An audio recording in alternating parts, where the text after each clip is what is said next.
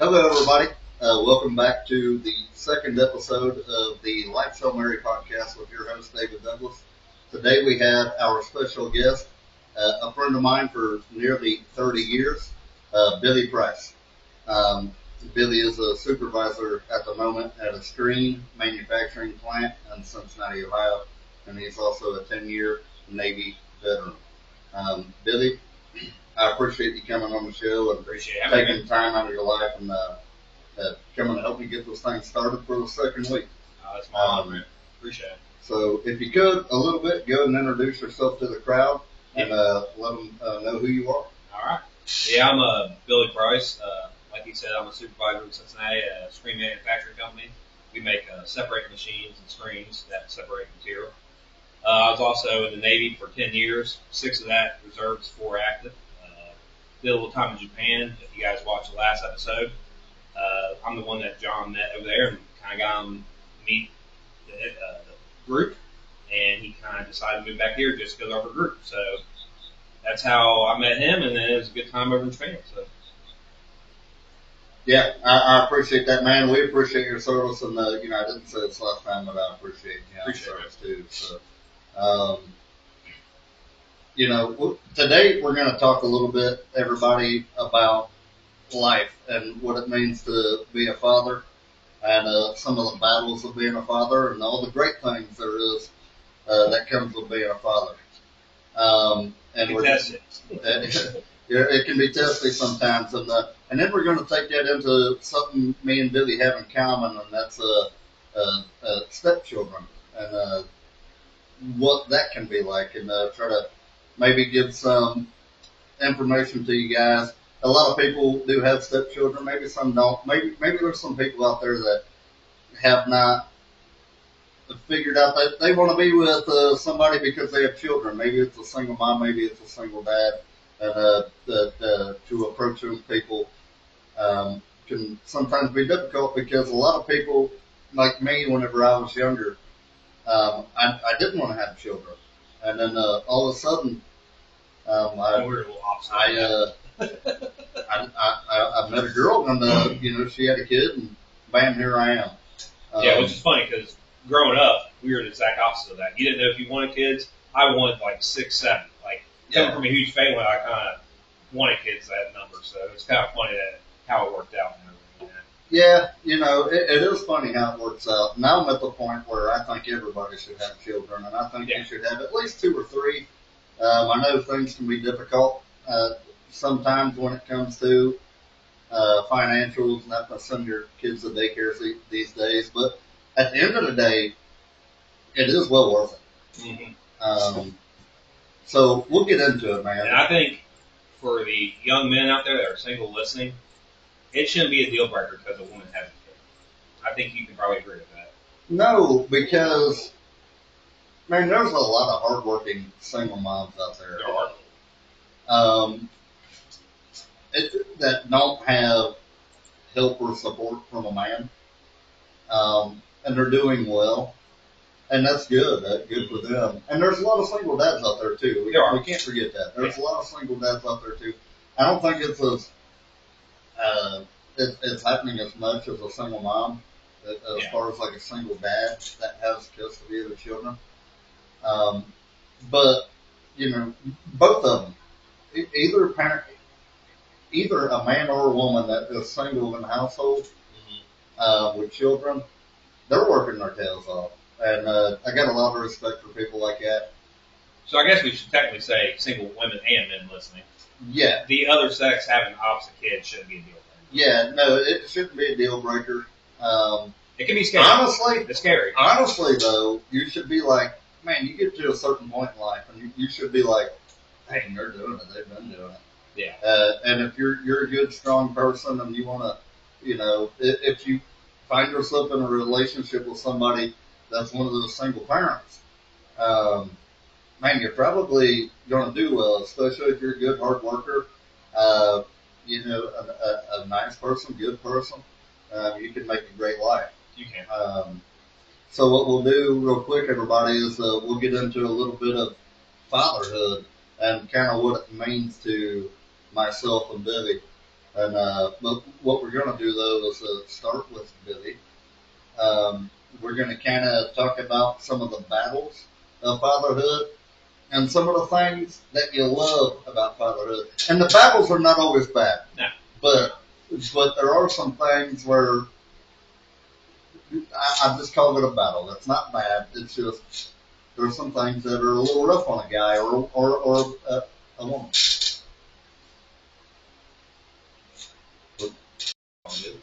Sorry, everybody. We had a special guest arrive right behind me.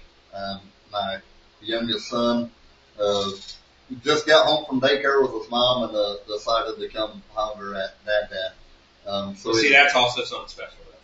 Yeah, it makes you warm up. Bibby was pointing behind me, and I was like, I got the door open behind me, and I was like, what the hell is going on? And yeah, we had to pause real quick. It was my son, little David Jr. Had to go give him a good hug real quick. See, those are special moments for kids, though. They love coming home. I know Remy, whenever I'm home or take off like I did yesterday from work, she loved me being home. So yeah, and real quick, before we get too much further into it, I want to let everybody know I have not fixed the squeaky chairs yet. They're still going to be squeaky. Okay, especially that one over there. Sounds like we're making love here. But yeah, Billy, let's get into a little bit about what you think about fatherhood and the battles and the great things. Yeah. And expand a little bit if there's more you want to talk about. Yeah, I mean, dude, fatherhood's great. It, like you said, definitely tests you.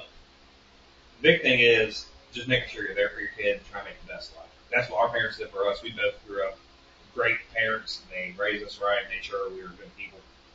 And that's what I try to do too. And it has battles. Like, I met Davina in 2013. I was home about 4 months from the Navy. And we started dating, and she even asked, she said, does it scare you that I have a 13-year-old son? Because she knows some people don't like that. And I was like, no, it don't scare me. I'm not afraid of that kind of stuff. So I got lucky. I had a great stepson. He's awesome. He's a good kid. He is a great kid. You mind if I say his name? Yeah, go ahead. I've known Taylor for quite a while. He was older. Yeah. Whenever I met him, he wasn't a little kid. He was a teenager. Yeah, he was a teenager, and that's fine, man. You know, he's turned out to be a great young man. So you done good there. I know Lavina did a lot of that. Yeah, she was rough on him. She was, but she had to be. You know, you got to be tough. But yeah, let's do continue. Yeah, and you know, she did a good job of it. Then I came along and helped where I could. You know, made sure he was getting the hunting out. Did he take you in at first, or was he like, who's this guy? No, it was kind of actually just a weird mutual thing. Like, he knew I was dating his mom, and he respected me, but it wasn't also like a dad figure thing. He just kind of listened to me when I said something, and he went with it. So, and it's funny. He actually, the one time I came home from work, and we were at Foster, where we lived in the townhouse, and I seen him go in with 2 girls and his buddy in the house, which were not supposed to be girls in the house when we were around. I parked, waited a minute, like, are they gonna come out? You know, and he come to find out they just went in to get pops, and they came like right back out like a minute later. Oh, and he seen me sit in my truck, and he like the look of death. He thought he was in trouble. Didn't know I seen him went in, so he thought I might have thought they were there for all morning. You know, and I was like, you're not supposed to have girls in the house. I'm not gonna say anything. Like, I know you guys went and got cokes or whatever. It's all good. And he kind of respected me for that. He's like, all right, cool. You're not gonna tell mom, like. Yeah. But I was like, don't make it a thing where you're doing it and like you have him in the house for a long time. Yeah. And he understood. He knew where I was coming from. He's a good kid. He is. Turned out great. He has second kid on the way now, being a father himself. So. Man, that's crazy. You're a grandpa 2 times. I know. And you're 37. Yeah. About to be 37. Or about to be 37. Yeah, I forgot you're ahead of everybody. Yeah, and like, it's crazy. Can you believe he's 26? That is crazy. Yeah. I mean, you got 10 years on him. Yeah. That's okay though, man. I mean, that's one of those. relationships you want to foresee yourself Yeah. into, but you met the right woman. She had an older child. I mean, it is, Which it is is funny what it because is. some people say never go for somebody you meet at a bar because it's not going to last. Me and met at a bar. We've been together 12 years. So Devanna's awesome. She, I love Devanna. She's a great woman. She's a great lady. She can be hard at it at times, but hey, that's what holds me down. We got to have. We have to have good women, and the women have to have the good men. Yeah. It's a mutual thing there. But back to Taylor, he is a good kid. And there's one thing I want to say. He's a great dad too now. And, I'm sure he's a great dad. I mean, I see him at the events we have at your house and things like that. So you say he's a good dad. And I believe he's a good dad, and I know he's going to be. He's got the personality for it. Yeah. He's a good person. He's patient. But there is one thing I want to say about Taylor real quick. Is I have never heard Taylor call you daddy. Nah. But one way I know he confirms that you're dad is it's because he calls me Uncle Dave, baby. Yeah. Which I mean, that's good. Yeah. But yeah, no, and it's crazy because he never really had his dad in his life. Last time I think he met his dad was when he was maybe 7 or 8. Yeah. They drove to Kentucky to see him, so that was the last time he's seen his real dad. And for Devanna to do such a good job and him turn out such good as a good dad and kid. Oh, sure. He's a hell of a person. He's doing well. He's got a great wife. He's got 2 great children. Or he's about to have the second great child. Which Lena's starting labor now. She's starting to do some things. Oh, right now, if we got to cut out, guys, because Lily's got to go to the hospital. She should be good. It's just they said she's starting to dilate and it could be here before we expect it. So he's ready. He had to work tonight. Obviously, the concerts and everything. He has to go down and work. Yeah. I like that your son does things like that. He loves music, obviously. He loves making some extra money. He's about to have a 4-person family. Yeah. So and working for the city always has its benefits. Yeah. Well, some of the things you get to do working for the city are cool. Yeah. Especially like you and John kind of touched last week. The city of Hampton has come up with so much since we were little, and the stuff that they have now, like the River's Edge, downtown, like casual finding everything right there at Market Park. And your stepson has a big deal to do with the River's Edge things going on. He runs a booth down there. Yeah, sometimes merchandise tent. Merchandise tent. Hell of a kid. Good kid. There's a little one. She's a wild one. She's a little wild woman. When Taylor was 13, did you guys ever get into it? Did you ever? Me and Taylor? Yeah. Not really. The only time I ever really got into it was in later years, like when he was like 17, 18, and him, Lena started dating and stuff, and he'd be doing something, I'd be like, dude, don't treat a woman that way. You're doing it right. You're not doing anything wrong. Yeah. But dude, that's not how you should go about this. Like, it's gonna cause problems later. You continue to do something. Yeah, we all do it. Yeah. Especially especially at that young age, you don't even know what the hell you got yourself into yet. Yeah. Especially if you're that young and you eventually marry that woman and have children with her. There's some things you just don't understand quite yet. And you want to give them advice because you don't want them to have the same problems we got. Oh yeah. The arguments that could have been avoided. Stuff like that. Yeah. It's not worth it. They'll grow up. They'll hear you and your spouse argue. Yeah. But you should try to, even though it's maybe something you do with your wife currently. People do argue. It's normal. Yeah. But if there's a way later on that you think you could have avoided that, maybe that's some good information you can give to your kids to maybe help them not be in that position. Like maybe sometimes you listen to a song or two, get out of that moment for a minute and cool down instead of just letting it fester. Yeah, and don't always go right off the rip of what you're feeling. Yeah. Sometimes you get a little hot. I'm the same way. I get hot, and then I thank God most of the time I don't say things I shouldn't. Yeah. Because I let myself cool down. Yeah. It's something I didn't used to do, but now in my later years I've gotten better about it. Yeah. I know, like in high school, dating my ex and everything, dude, I'd say shit right off the rip, and it'd be Yeah, I mean, so. You know, you're always going to say things that you regret, and you should regret a lot of things you say in the heat of the moment. Like you'll say some, just things that aren't appropriate. Yeah. Or true. Or true. You didn't really feel in that way. anger. It's weird to be a human. I know a lot of people were probably going to be able to relate to it.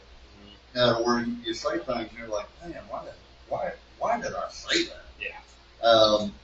And I think that's true for the most of us. Not everybody does that, but I would have to say the majority of people say things they don't want to say sometimes. Yeah. And that's what I was trying to help him with. Just make sure you're keeping it calm and collect. Think about what you're doing.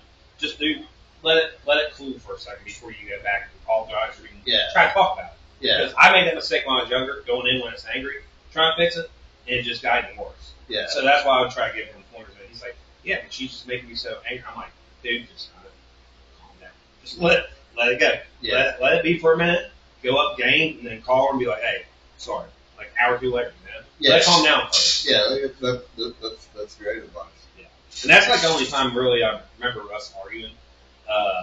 He was a great kid who usually just listened to us. Like he maybe like John said, as a teenager, your job pretty much resent your parents sometimes. Like you get made. He didn't really voice it. He's such a good kid. He didn't really voice it. He would just go up and take it out on Call of Duty or something. That's okay. Mm-hmm. He's going to do well. But we'll move on from Taylor because how old is he now? 26. 26. Him and Remy are. He is a very young man now. Yeah. I remember when I was 26, I felt good. Mm-hmm. Now I don't feel like I'm 26. I slept on the wrong side down for 3 days. I woke up 2 days ago with a prick in my neck. Yeah. I'm still dealing with it a little bit. That's why I turned my body with the camera. It's funny how as you get older, you start realizing what your uncles and your dads and everybody's saying about, the work and everything. But yeah, with my family though, it's funny because Davina, obviously, she's 9 years older than me. Yeah. I'm 10 years older than Taylor, and Taylor is 18 years older than Remy. Yeah. Because when we had her, he was just about to turn 18 that summer. Yeah. It's crazy. I knew that family before you did. Yeah. I just didn't know. Yeah, you knew all her uncles and all that. You just didn't know her. Yeah. Which is crazy. I haven't met her before because on the same side with mine. Just like you knew my wife before I knew my wife. Yeah, that was your girlfriend at one point. Yeah, back in the day. And it's funny, like on my wife's side, her cousin Shrita, she's married to the Bales, who are good friends with my mom. So how I never met Davina at that point, like she was always at their parties and everything. It's a big Catholic family just like us. So they had big old parties like we did. And how I never ran into Davina at any of those things before that is shocking. But it's weird how it works out when it has to work out. No, it's a great family, man. Davina's last name was not Barnell. It was hers. It was hers because her dad got married to her mom. Her mom, Regina. Yeah. And then she's also kind of related to the Barclays, who are like mixed into that kind of group that you knew too. So. Yeah.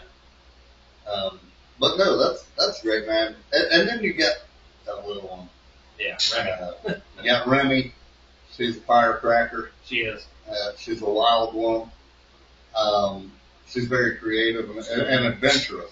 Yeah. I love to see a kid that whenever I come over to your place, she's not on a tablet. No. She is when we eat and it's just us, but. No, it's fine. Screen time's completely fine. Yeah. But every time I come over there, she's out riding her bike, out running around in the backyard, and the pool. Side by side. Wanting to ride her little Jeep. Yeah.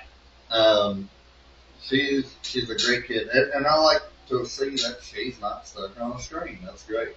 Which is funny. First off, that's great parenting. She's wanting to come tonight out here. She said, I want to come with you. I was like, baby, we were doing a podcast. You can't be up there interrupting us. She said, well, no, I want to play with little Dave. I was like, well, that's fine, but baby, we can't have you come up and your mom, like, yeah. And she's hanging out with If we would Courtney have and planned it, we could have yeah. made it happen. But Yeah, well, Jordan wouldn't have been here until. They're apparently meeting Courtney and Charlie. So. Yeah. Or what do you call her? Nicole. Nicole. So if you're watching for it. Hi, Nicole. But yeah, so they're apparently trying to meet up with them. So well, I just told her maybe next time we do this, we'll plan out something a little bit better. Yeah, I mean, we'll do something, maybe a little more family oriented the next time. Maybe it's me, you, Jordan, Davina, and our kids. Yeah. Who knows? We'll figure it out. Yeah. Or we can pause if the kids come in and they're playing outside. Yeah, I forgot. We do have a pause button. We fixed it. So, Woo! Woo! But yeah, Remy, she's a lot like me. She's strong-willed, but she also don't take no crap, which she gets from me and Davina. But she's also my little like hunting, fishing buddy. She always wants to go riding on the car. She always wants to go hunting, fishing. And I love it because that's what I did with my dad when I grew up. So going out and do that kind of stuff with her is great. And she loves it. And this year she's planning on doing her first deer hunt. Actually, being the one that hunts too. She got her apprentice license, so I'm going to get her a deer tag and she's going to be trying deer hunt with me this year. So. No, that's great. I remember going hunting with my dad as a kid. We had some great hunting land. Yeah. Hell, your mom and dad got great hunting land now. They got good hunting land now too. But I remember we were up off pretty sure it was up off of New London Road is where we were. And went hunting with my dad, and I had this doe 10 yards from me. And I ain't been hunting that many times yet. And I remember us shooting at the house, or we went shooting somewhere doing target practice. It was off New London too, but it was like a week earlier. Yeah. And we were shooting targets pretty far away. It was like, you gotta aim up a little bit. And at 10 yards, I aimed up a little bit. I didn't understand. Yeah. I was young. Yeah. And I aimed up a little bit, completely missed. And, not good. I didn't kill a deer that day. What were you using? It was, I'm pretty sure that was my dad's 12 gauge at that time. You know what John killed his first deer with? For him? Muzzleloader. Yeah. Okay.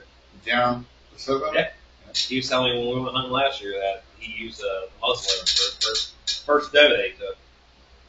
So, Nice. that's mine was a crossbow and stuff, But Remy's going to go do her first hunting Yeah. this upcoming season. Yeah, I feel like this year she's finally able to. What are you gonna have her hunt with? 410? 410 or I got the 350 Legend AR that I can bring the stock in, so she can actually bring it to like where she can hold it, actually properly have the finger long receiver, everything like that with that gun. So yeah, I have her practicing with those right now, so that's what we're gonna use. But yeah, okay. she's great. What about you? Want to talk about your family and Dave and Greg? Yeah. I mean, I'll be a little bit quick. I met my wife about 13, 14 years ago. We've been married coming up on 1 year, and on October 25th. But we had been together for about 11, 12 years prior to that. I mean, you guys have been pretty much married for a while now. My situation was a little different than Vivi's. I came into the story when Braden was 3, 4 years old. So it was just slightly, a year or two out of diaper stage. So he was little. I had barely got in there after diaper stage, right? So we had that little Braden there. I had multiple jobs at that point. I didn't know what I wanted to be when I grew up. So it was kind of rough. I finally, I had that job at the machine shop, and I was doing okay. We had a decent apartment. You were just starting racing at that point, too, weren't you? No, I had not gotten back into racing at that point. But we had Braden, and, he was always quiet. But he was more interactive when he was young. It was kind of an odd deal. he was decently interactive whenever he was young, but as the years went by, he kind of got a little more quiet. Really nervous. If anybody knew his mother, they're just alike when it comes to that. Yeah, they're just alike when it comes to not wanting to be in a crowd. Yeah. I'm not a big fan of crowds either, but I can deal with it. And especially even when it comes to people I know, even with people she knows, she's still like she's in a crowd. So, Braden kind of took his mom's way of being quiet and, just not very open. So I've dealt with that my entire time with Braden. Even though there's times I'm like, man, you got to open up, you got to talk, and he's not very open. But one thing I will say about Braden throughout the years was he always showed he was going to be smart. Yeah. And he's always been brilliant. He is. I'm not kidding when I say this. I do not know anybody smarter than him. They have another Elon Musk on your hands there. With him being quiet, I will say there's times I see him. I see my oldest son, Braden, and I see him. I'm like, man, that's me, just with a different personality. Mm-hmm. He's out here working on cars. He's wearing his blue jean and boots and his that was a flannels. picture you said yesterday. And his shirt. It looks like me. Yeah. But it's not me. He probably got that from being around you for so long. Oh yeah, he definitely did. He listens and he learns more than anybody knows. But he's quiet. That's okay. He works hard. He plays baseball. And he goes to school. Mm-hmm. He does so much, and he does so well at school. With being tired, I'm not kidding you. You're talking 8-9 hours a day because he drives to school now. Yeah. You're talking 8-9 hours a day, and then you go to baseball right after school for a couple hours for weight training and practice, and then he goes to work for 4 hours after that.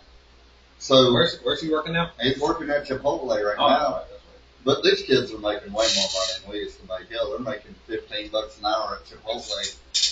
Dude, we saw him at the place he's at, where I started working when I was 18.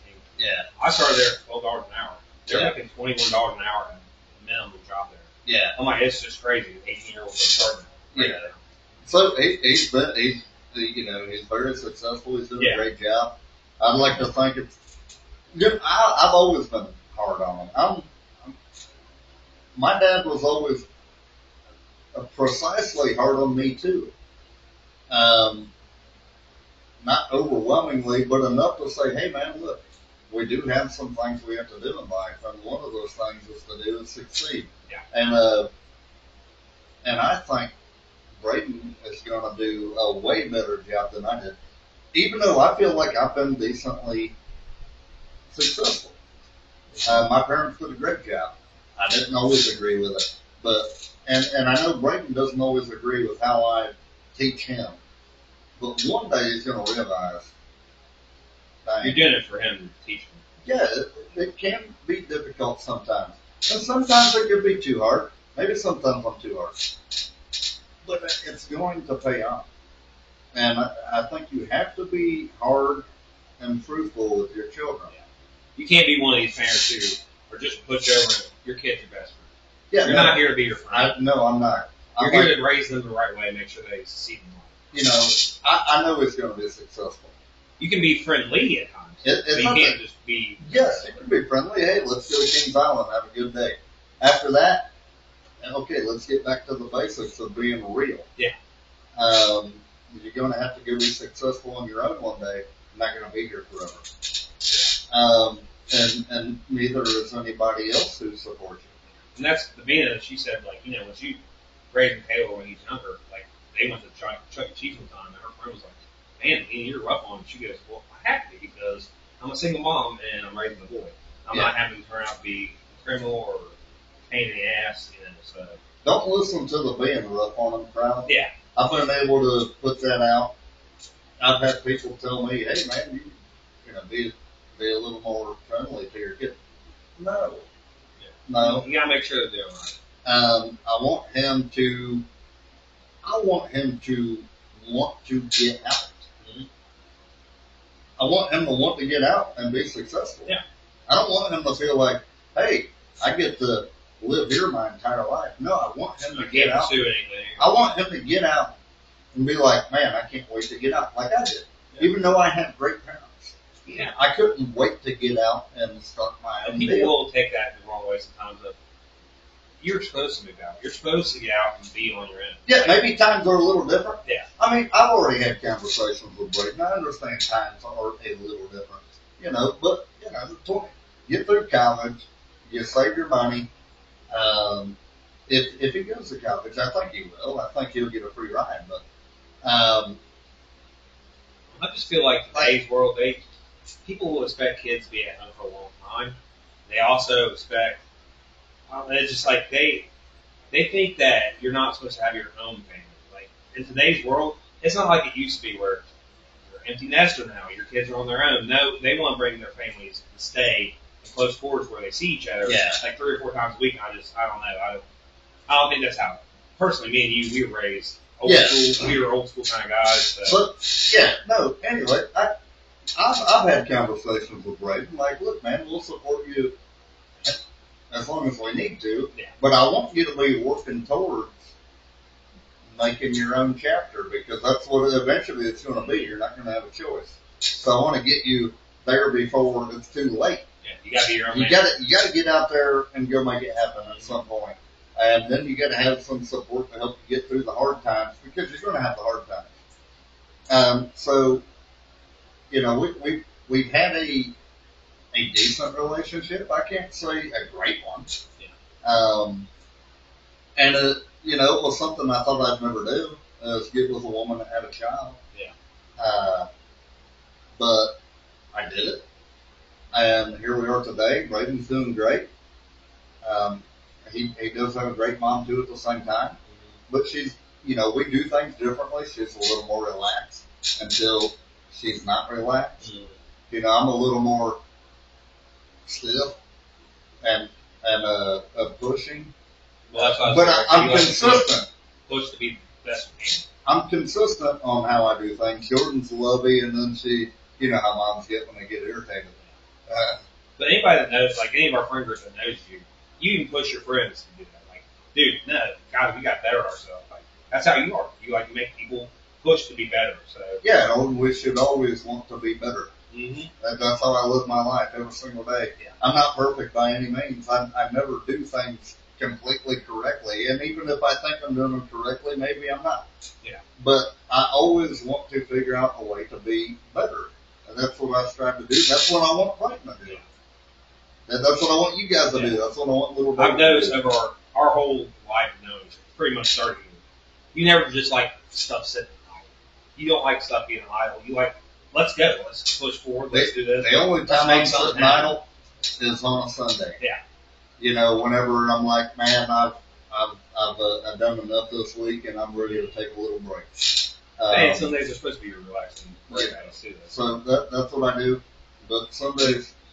Yeah. Now we're in football season, so yeah. I mean, sorry if you guys know me, you know I love my football, and my weekends are pretty much football. So especially Sunday nights. But yeah, Braden's going to do great.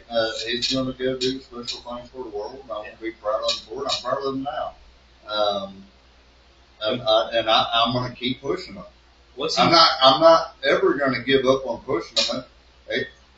I'm never going to allow him to give up on himself. That ain't never going to happen. Now, what's he going to school for? Is it biomedical? Bioscience. Bioscience. Okay. And he did some medical engineering when it comes to like medical components. Okay. And I think he's going to continue in that field. But that's a conversation we're getting close to having. Like, hey man, what are you going to go to college for? Is it going to be in this field? It's the same field he's been studying, medical field. Are you going to do a medicine? Or are you going to do medical engineering? We've had a little bit of conversation about that. I'm not sure if he's 100% yet. But we'll find out. It's getting close. He is near the age where he needs to find out. Yeah. In that field, either you need to be like intern at places like the medical centers we have out in the road Well, and everything. they do go to certain medical locations out in Westchester, and I think they have some hands-on kind of activities when it comes to certain things. Well, that's good. But it's getting close. I mean, obviously it's going to be the medical field. So picking a school is going to be easy because you're going to have medical schools, and then you're going to have schools that don't have medicine stuff. Mm-hmm. So, but when it comes to that medical, that's going to, you got schools that are good for certain things like law or medicine, or maybe even schools that are good for careers advancement as far as being leaders. Well, he's kind of lucky too in this area, which people are watching from not the Ohio area. We got Miami, who has a good nursing program and medical stuff. Oh, yeah. UC. Hey, our school, 5 minutes from him. Yeah. He could go to and get a decent education. To me, maybe a better education than some colleges out there. Oh, yeah. That aren't very good, that are top dollar, but they're not any people good. Don't realize because they're not teaching anything. Yeah. And technically, Miami also, I think, is considered Ivy League school. Mm-hmm. It's actually considered that. So, but then also in the 513 area, we got UC Medical Center. That's a hospital itself.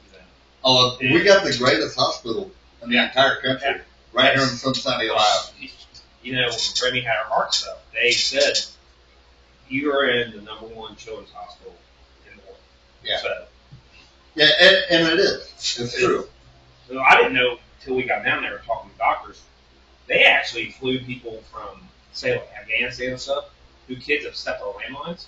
They stabilized them in Germany, and they flew them to Children's Hospital for prosthetic surgery. So it's because we got the best. It's one of the best hospitals in the entire. I'm going to say the entire world. Probably. You ain't flying them from foreign countries that come to Cincinnati, Ohio for no reason. Well, that's they told Tua and ambulance patients when they got hurt in Cincinnati. He's at one of the best hospitals in the nation. I said that whenever DeMar Hamlin basically died on the field. I said, man, you couldn't have been in a better spot to have that issue because we have the greatest hospital in the world. I think right here at UC Cincinnati. And maybe somewhere else he's not playing football yet. Yeah. But anyway, I don't want to branch off too far. No, we kind of talked about our fatherhood and what it means to us. It means a great deal to the both of us. It does. There are some things that are difficult to deal with sometimes, especially after a hard day's work. You want to come home and relax, and things are a little crazy. It's the same thing for the moms out there, the motherhoods. We have the things. We definitely love our children, and we want to make them the best person, the best version of themselves, because we had been raised before from our parents, and we understood they did a good job. But I think you also understand things that, man, maybe I could do that better than my parents did it. Even though we had great parents, but you always have that in the back of your mind, like, man, I can figure out how to make this a little bit better, maybe for my children. And maybe I was a little harder.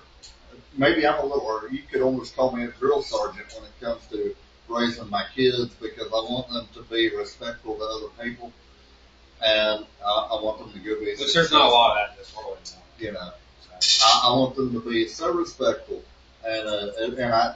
but more so I want them to go be successful. Yeah. More successful than me.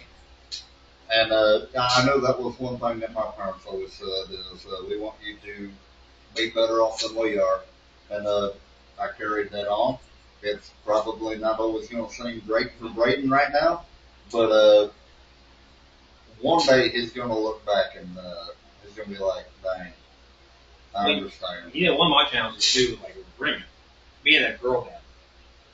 I remember my sister growing up, and my dad, she never really got mad. But Remy sometimes gets, maybe it's because of our will between me and Davina. She gets a little angry, I don't know, but she's strong-willed. But sometimes I'm like, man, my dad just seemed to do girl dad so much better sometimes than what I seem to do. And I try to get better at it, but it's like something with the girls. I think like it can be a little bit more sensitive. I try to be in that way of also being sensitive, but also being hard and making sure she's being the right person, a good person growing up and everything. So Yeah, you know, I could do a little better job on the sensitivity area. yeah, And because, I mean, don't get me wrong, I'm an emotional person, but it takes me a minute to pick up on other people's feelings. yeah, I Uh, can be the same way. you know, so sometimes I'm kind of blind to how other people are feeling. Yeah, I wish I was a little better at understanding how they're feeling right off the rip. I'm not great at that. I'd like to build on that, but like we said earlier, I'm always going to try to be a better person. But everybody, we're going to take a quick break and go do what we need to do real quick, and then we'll be right back. Thank you. All right, everybody, welcome back. We just got finished up with our break. We just finished a segment over fatherhood and the battles and the great things and our stepchildren. So we're going to go on and move forward a little bit right now. We had just fired up a couple of great elephant butt cigars. We got our Taurus lights and our bottle of Maker's Mark. We got a glass for it. So we're going to move on a little bit. It's still going to kind of involve our children, but we're going to talk a little bit about one of each of our favorite activities. Billy says hunting. I enjoy hunting, but that's his favorite activity, and mine is racing. Billy enjoys that too. But we obviously stand on different sides of the spectrum whenever it comes to which is your favorite. I'm involved more in hunting. You're involved more in dirt track and racing and stuff. So. I'm involved in the racing.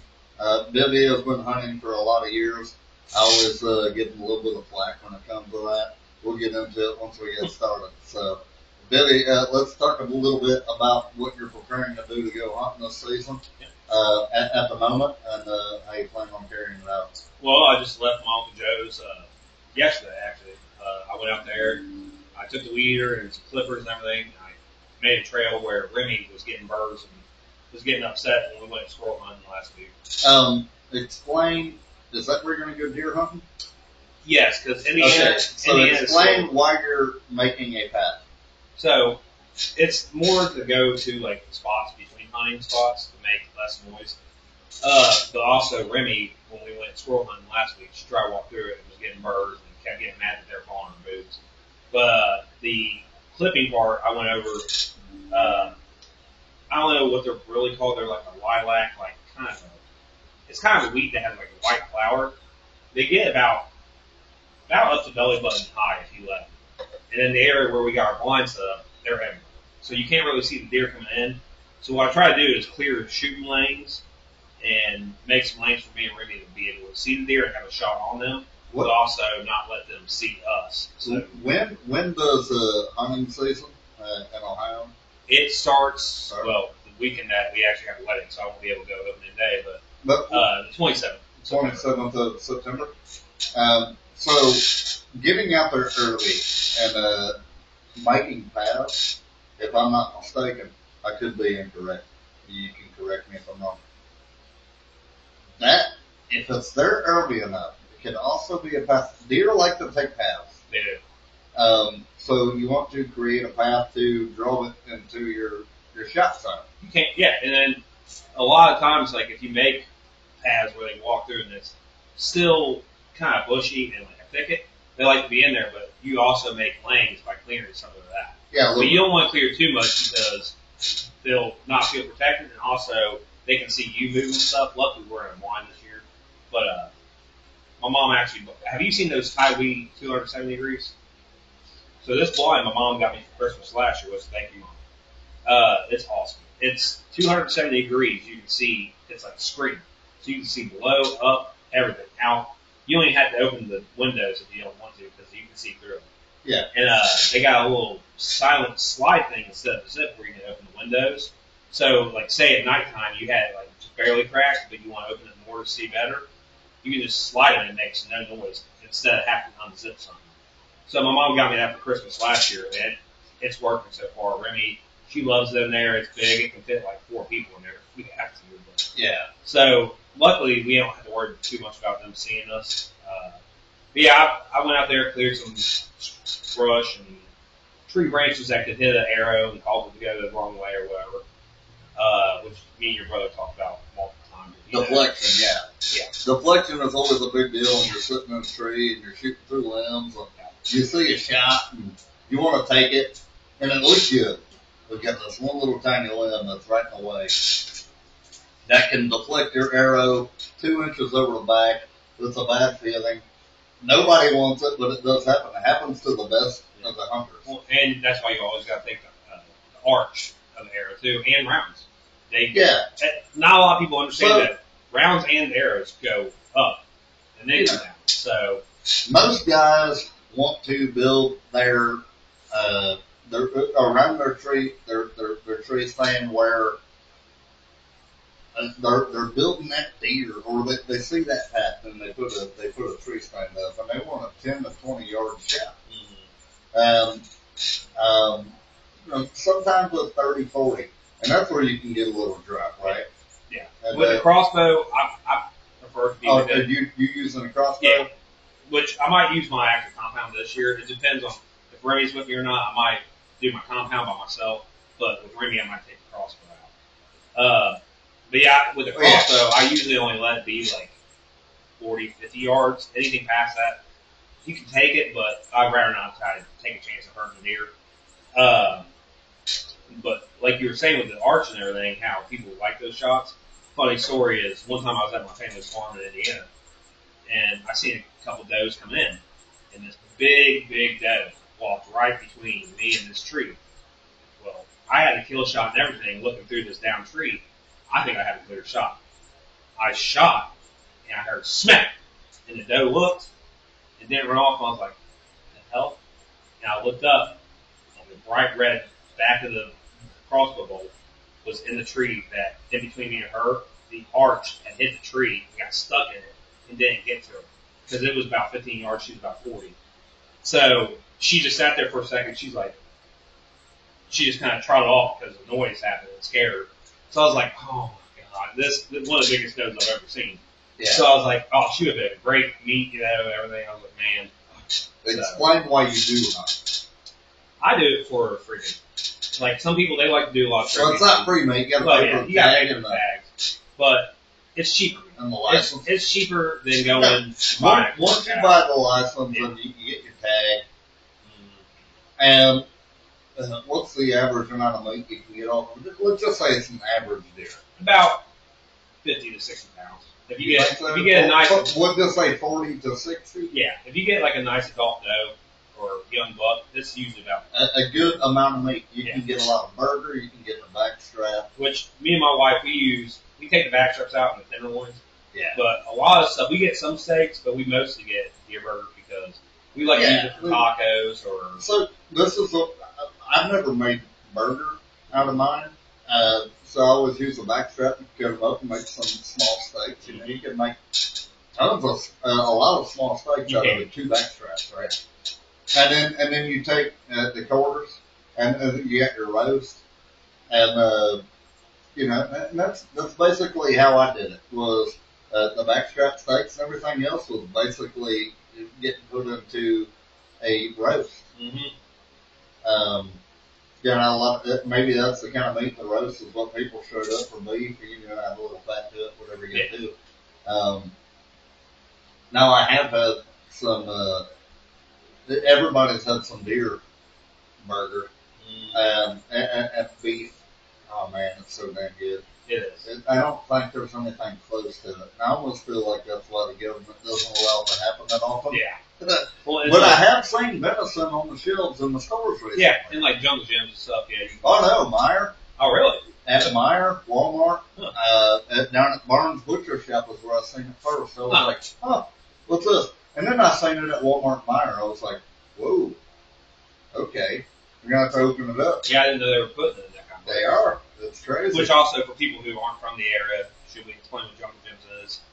It's kind of you can find anything there. I think jungle gyms are so big Yeah. And it's almost like a field trip. Fairfield. Yeah. That everybody in the whole world knows about it. Mm-hmm. Everybody's got to know about Jumper Jim's. It started off as a stand. Yeah. Years ago, and the owner turned it into one of the most authentic, cool grocery shops you could go to. They got everything. It's broke up into regional too. It does like Asia, it does Africa. You're thinking about buying stuff from all the countries in one store. Mm-hmm. If me and Jordan want to go make a very authentic dinner of some country, that's where we go. Yeah. You know, if we want to eat a certain thing, they don't sell at Walmart, Meijer, whatever, Kroger. We go to Jumper Jim's. It's a great place to go find what you can't find anywhere else. And their seafood market is. It's great. I mean, you're talking about you can't go to. I'm not even sure Walmart sells live lobster anymore. I don't think they do. I think Meijer's the only place that sells it. They still do live lobster. Yeah, I think so. But you can buy an alligator. Yeah, full alligator. Jumper Jim's. Yeah. You can buy a snake, man. Or sharks. Sharks. You can buy things that you can't get anywhere else, and that's what I love about that place. Look, I don't shop there all the time. Us either. Mostly but that's what we go for. We're like, hey, we need a change. Let's. It's almost like a field trip. Let's get us a dinner. Yeah, it's like a field trip. You go there. I ain't eating your samplers though. Quit trying to stuff them down my throat. I don't want the cheese. I'll take the cheese. I don't want the cheese either. That's where I found out about the age. That is a huge store that's got a great produce section. And you can drink it. Produce. You can drink it. And you can drink it. You can go to the beer stand and get beers there on tap. You can't. Maybe 15, 20 years ago, you could go to the cigar store and walk around, drink and smoke. Yeah. Not now, but damn government. Government. But yeah. I guess should we get back on it? What, hunting and racing? Yeah, we're gonna get back on hunting and racing. We kind of dipped off into Jungle Jim's. I don't know why we even got there. We were talking about deer meat. Okay, it was just more to explain what it is. It was a good segue. But yeah, so pretty much, deer hunting, it brings a lot of sheep or deer meat or meat to the table. Billy did the weave, everybody. The weave. Because now, have you looked up a quarter of a cow or anything lately? No. It is ridiculous. I think the last time I looked up, a half a cow is almost $2,000. So you gotta think it's a lot of meat, but man, $2,000. How many families can afford to fork over $2,000 to get meat? How many pounds was that? I'm not sure.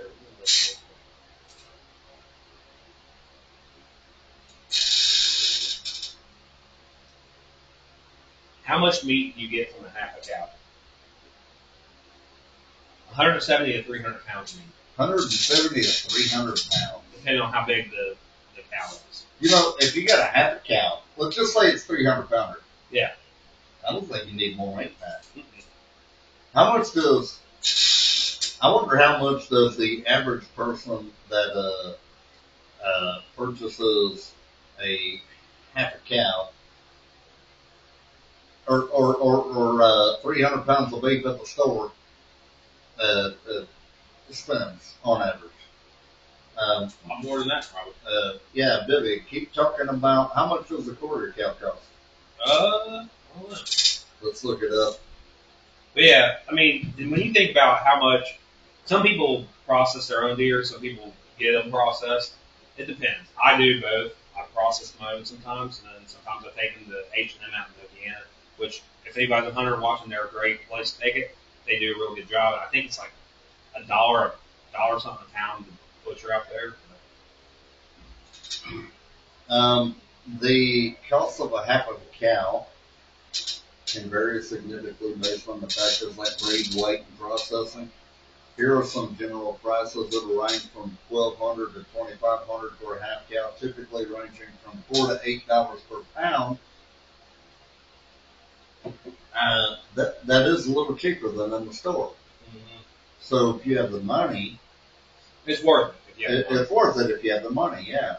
But how many families have the money to just fork over and do that? You know, it's difficult. That's one Especially thing. in today's society. Yeah, in today's world, man, things are just different. And there's one thing that I know about today is, look, the government doesn't control the prices. And there's one thing that I understand. Once those companies decide they can go up on price, why would they go back down, even though they should when inflation drops it? Oh, they already understand you can pay it. Why would they go down? They're not going to. Why would they? The only way they would is if everybody was like, hell, we're going to go to one place. And then everybody would drop those prices.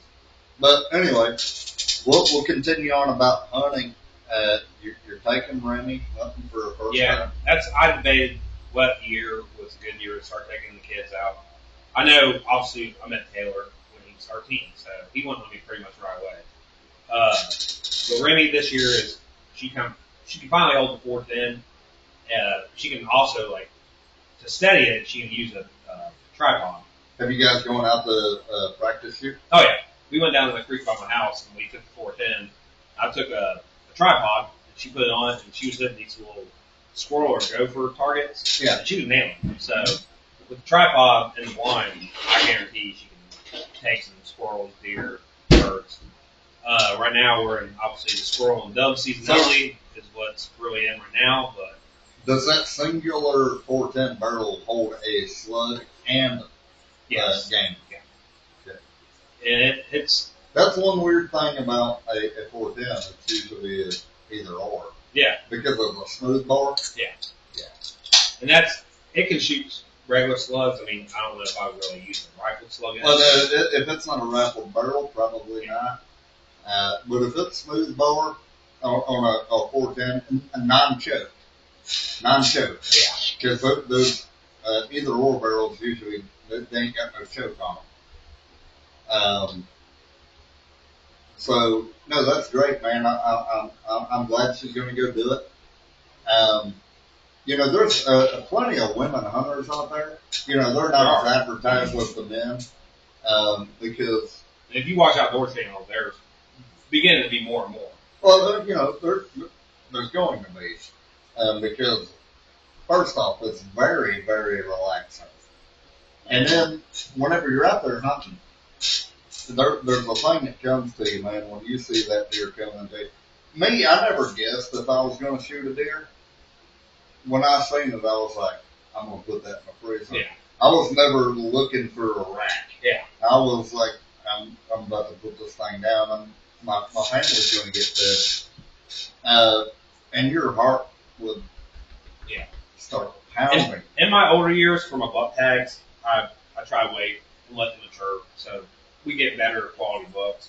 But yeah, if I see a doe, a yearling or whatever come in, it's me. Like, you know, I'm taking it. So, it's no wonder my dad and brother don't always want me to go hunting because I'm going to take that buck. That buck is going down. Mm-hmm. I don't care if he's one. He's going down. I've shot plenty of. If it looks like a good sized meat, you know, I'm about to pack the freezer up. I don't care. And anybody, if you ain't hunting for any other reason than that, then yeah, in my opinion, I don't think you're doing it for the right reason. Yeah.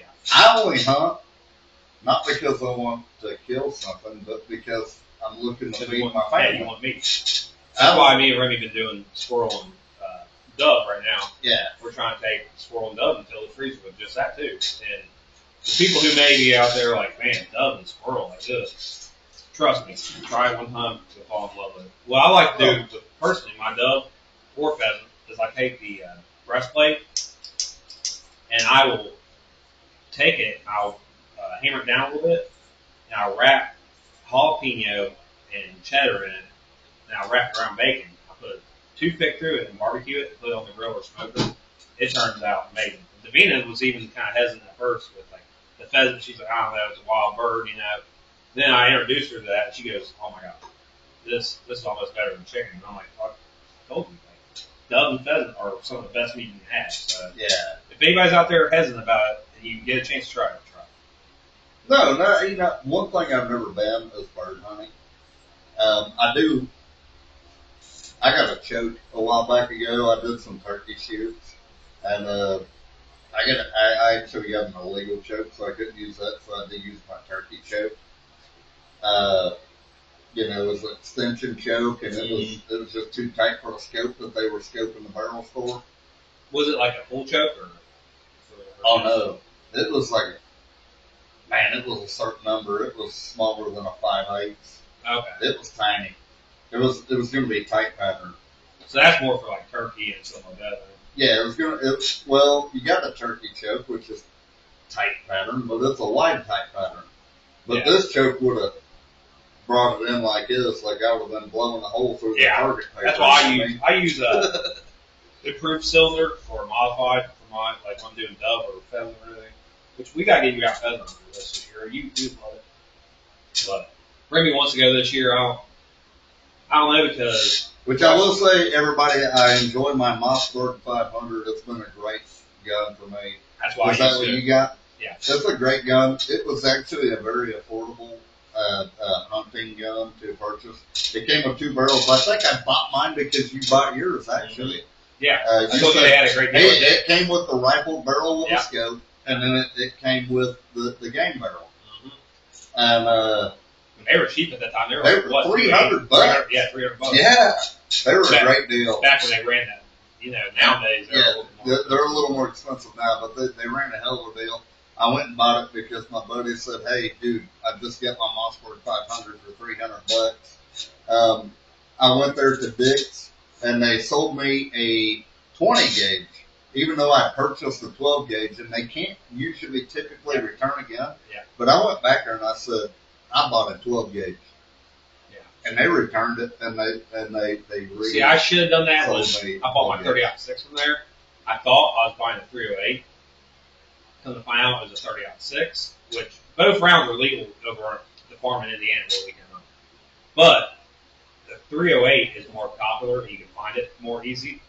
I've noticed since in Ohio, 30-06 really ain't illegal around here. It's hard to find.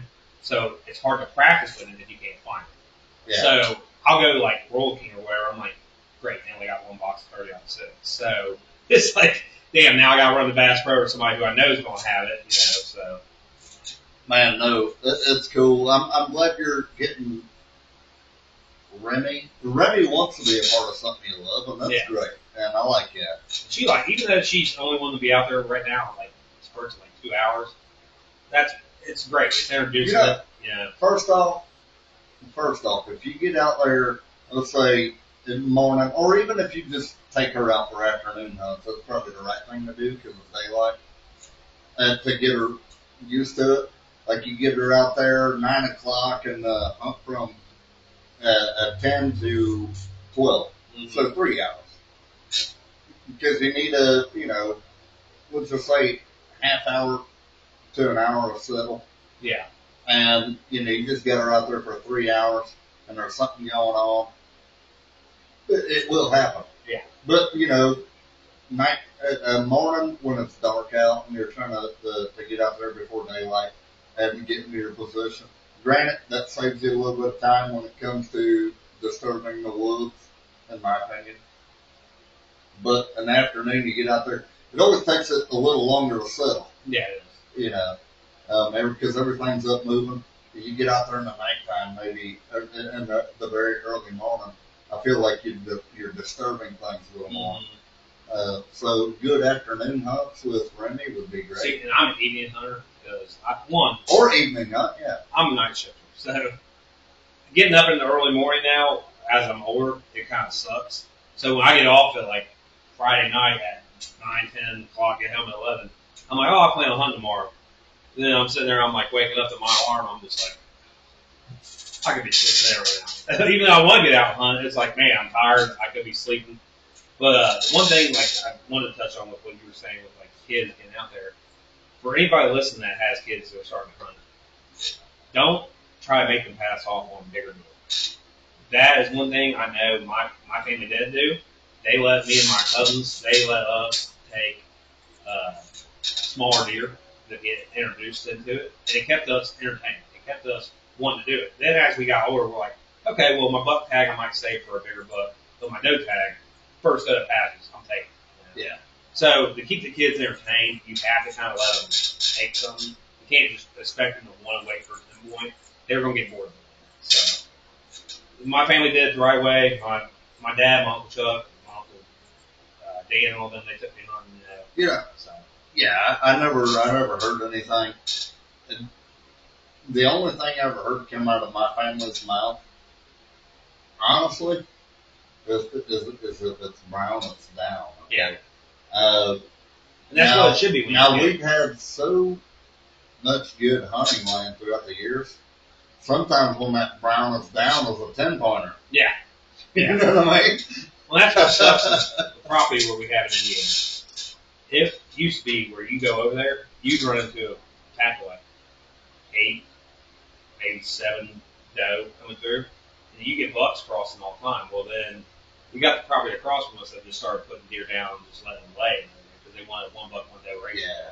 Which come on now. Which you and me been over this many times, gaming and talking, but for what people see that on like Outdoor Channel, they don't realize 1 buck, 1 doe ratios to do the perfect symmetrical racks and everything only work when these are on like 2,500 fenced in acre property. That they know what's going on and off these properties.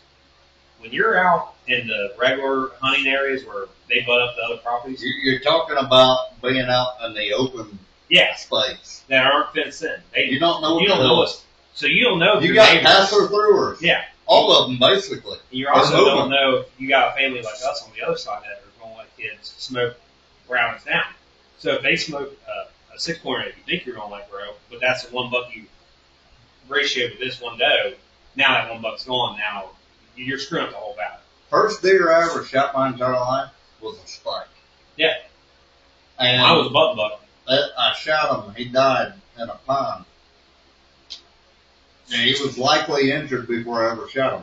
Because when we got to him, half of the left quarter was gone. So he had probably been attacked and slow from a coyote or something. I don't know. Coyotes. Yeah. But whenever we got to him, he was kind of halfway in a pond, and it was a little spike.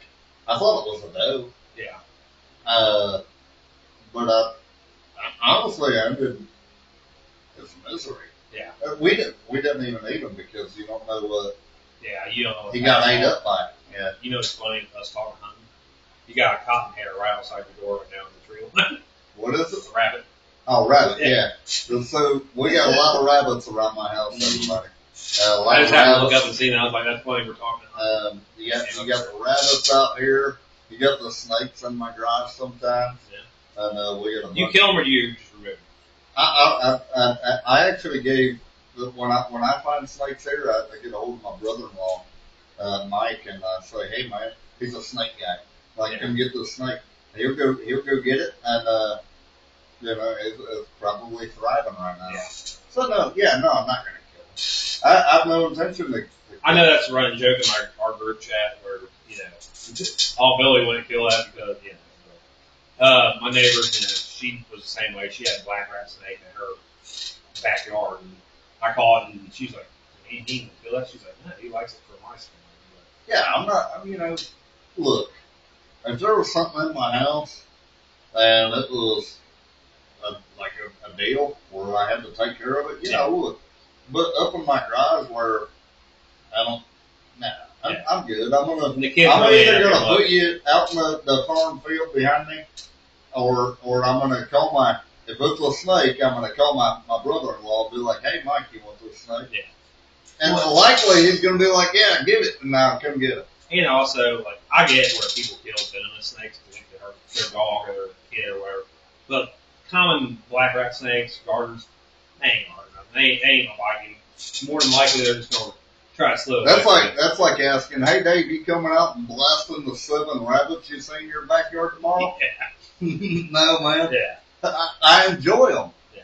I enjoy that I have rabbits living under my chicken shed. And that's at my house. We got a bunch of rabbits going around our backyard. Yeah. When I'm not hunting, I enjoy it. When you're looking at your back sliding door and all you see rabbits all over your backyard, dude, not everybody gets to experience that. Yeah. Not in the city.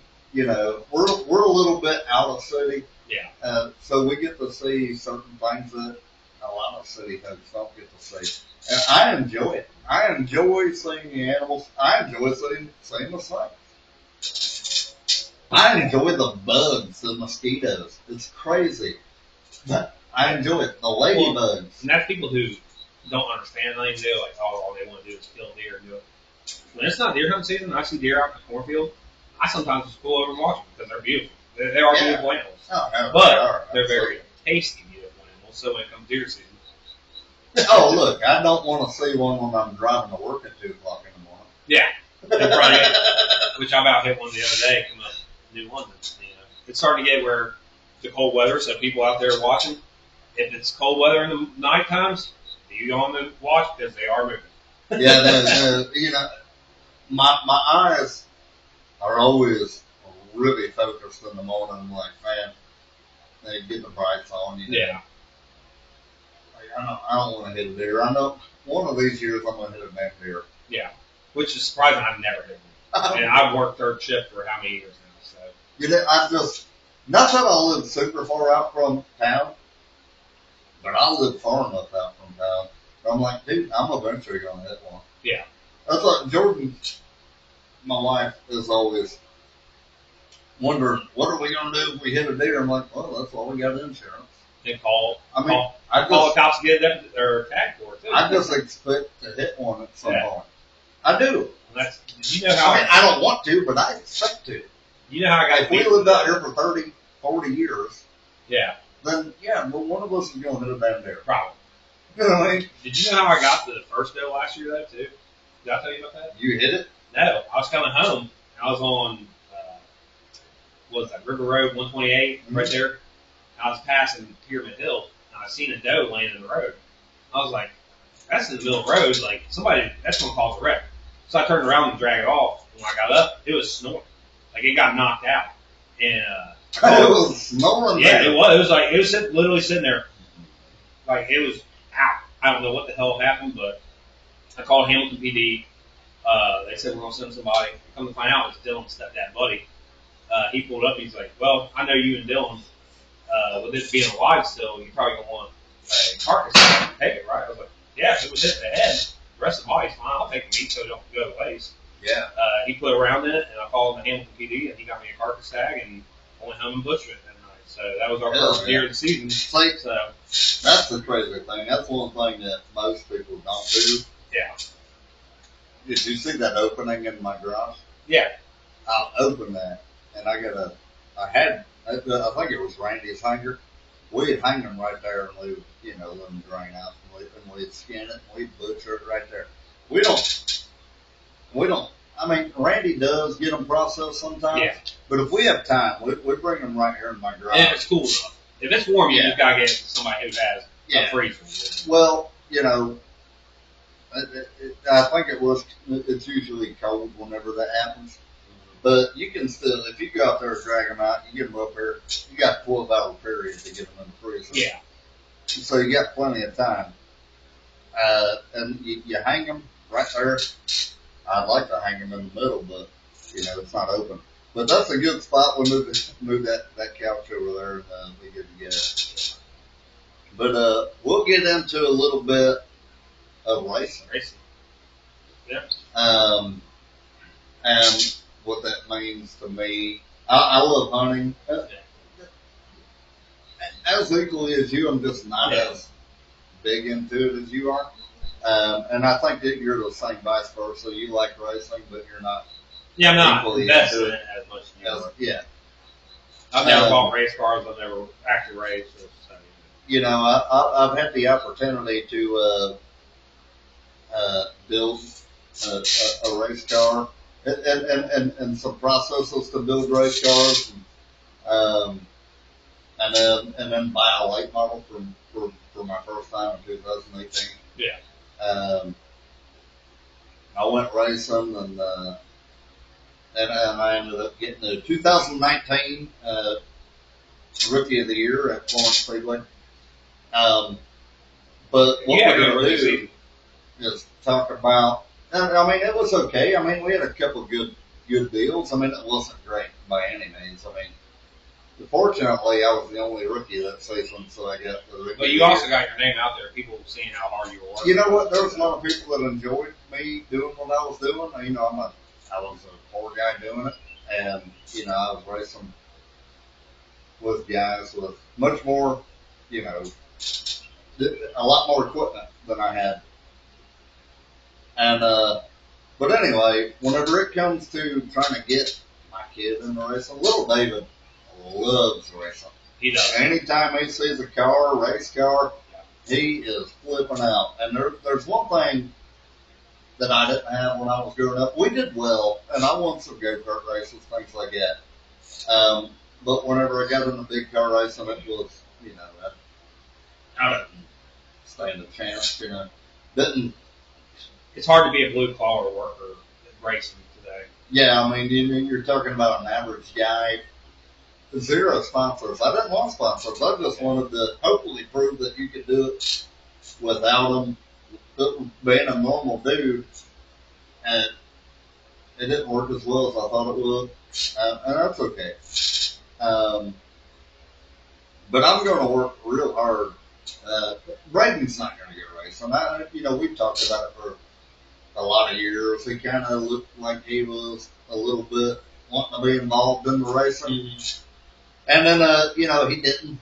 I'm glad he didn't because he's going to go be way better off by not doing it.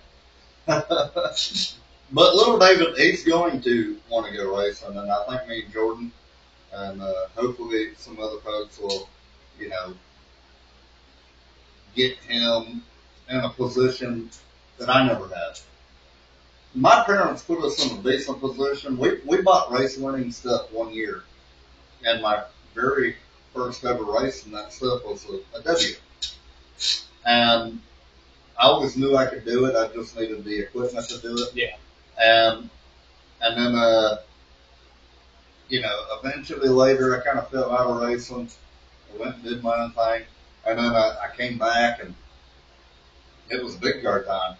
And, you know, we did well. I mean, I ain't gonna lie. I think we did good in the late model and then down going to the modified division after that. And I even thought we did well at that. But we didn't have the funds. We didn't have the car. And you know, honestly,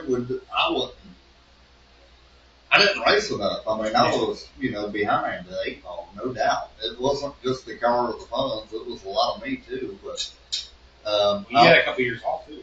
I would like to think I told myself I'm going to be good at this, and I think I will be once we get back at it. But we got to be consistent at it. But the main goal is going to be preparing little David to go racing.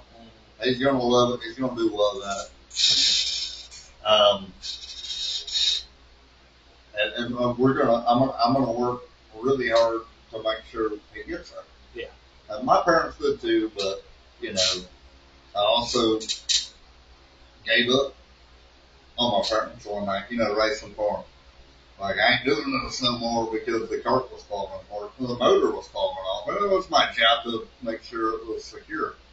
But you know, we kind of ended go-kart racing shortly after that for the most part.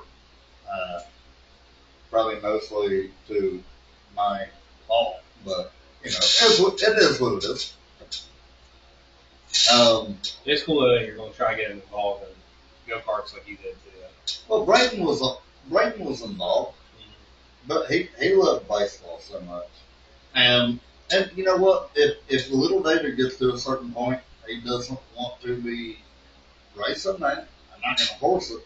Mm-hmm. But I'm very a belly aching feeling that he's going to be into it, like hardcore. He loves it. He loves it. Dude, anytime we're over and see him with cars, he's going nuts. Man. It's a race car this, race car that. Got watch that one when he turned 16 with the driver's license. Don't want him getting speeding tickets. No, we don't. Get speeding tickets, boy. I want to see how dangerous you are. Come on, do it for me. No, just kidding. You know, it's funny though. Remy also was talking about golf carts over there, And she said if I got her a yard cart, would Uncle Jay want to work on me with racing? I was like, I'm sure he would. He loves it, baby. He that's the kind of stuff he's involved in. So she's like, well, can we get a yard cart? I was like, well, we'll see. Well, that was one thing I said, I don't know, 5, 6 years ago. I said, hey, especially your buddy Gambo, I call him Gambo, he's talking about his Ciao, kids Gambo. getting them racing. And I said, man, I've got to be there every step of the way. I mean, I'm not going to purchase this stuff. If you can get them in the racing, yes, absolutely, I'll do it. And I help you out. I mean, I know a lot about them. I know a lot more about them now than I did 20 years ago. Yeah. 30 years ago, damn near. That's I don't know shit about it. Or go karts. It's crazy. Maybe I don't remember how they were. Well, no, I lied. I remember how they were to drive back down. I could get in a cart tomorrow and probably be good in 4 or 5 laps. Maybe less. Maybe first lap. I don't know. But I'm going to give her hell. I can tell you that much. But yeah, I mean, I would support anybody and their children if they bought equipment. I would do it. Yes, absolutely.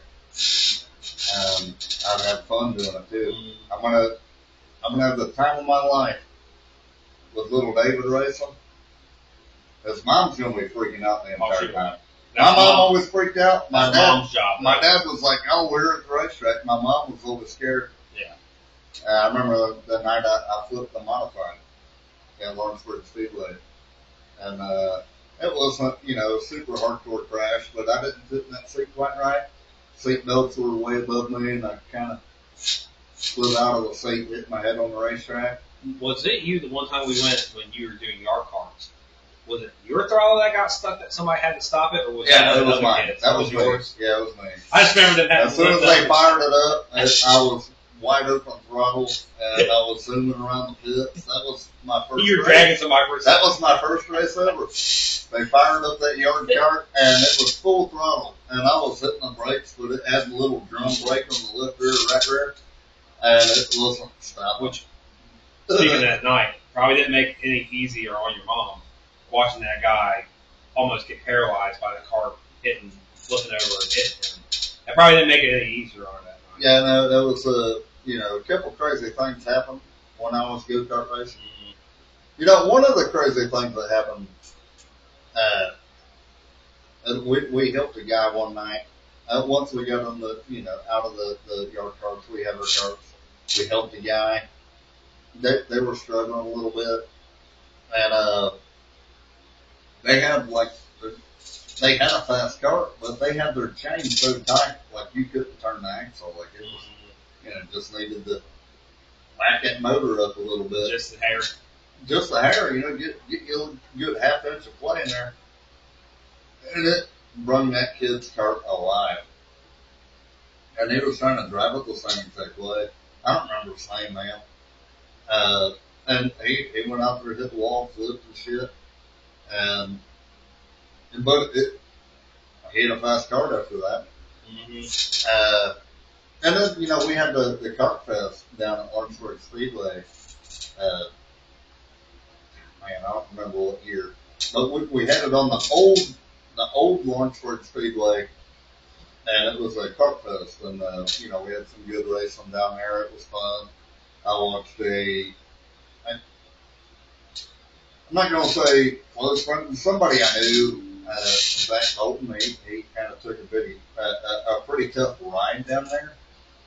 And, got pretty messed up. I went to see him in the hospital. My uncle Ronnie. And then he had recently passed from cancer, and they just had a Zach Bolton Memorial down at Lawrenceburg Speedway, which was nice. But yeah, man, that's where it started all, go-kart racing, and that's where it's going to maybe start for little David. What age are you thinking would be a good start? I'm thinking 6. Yeah, quite a few years below me, maybe, I don't know, 4 years, 5 years younger than me. How old was Gordon when he started racing? Shoot, I don't know. I'd have to look it up. I think he was pretty young too. I think it was 5, 6. Yeah. I thought he was around that age too. I think Tony Stewart was around that too. They all, they just got into Hell, it. look at Braxton Bush.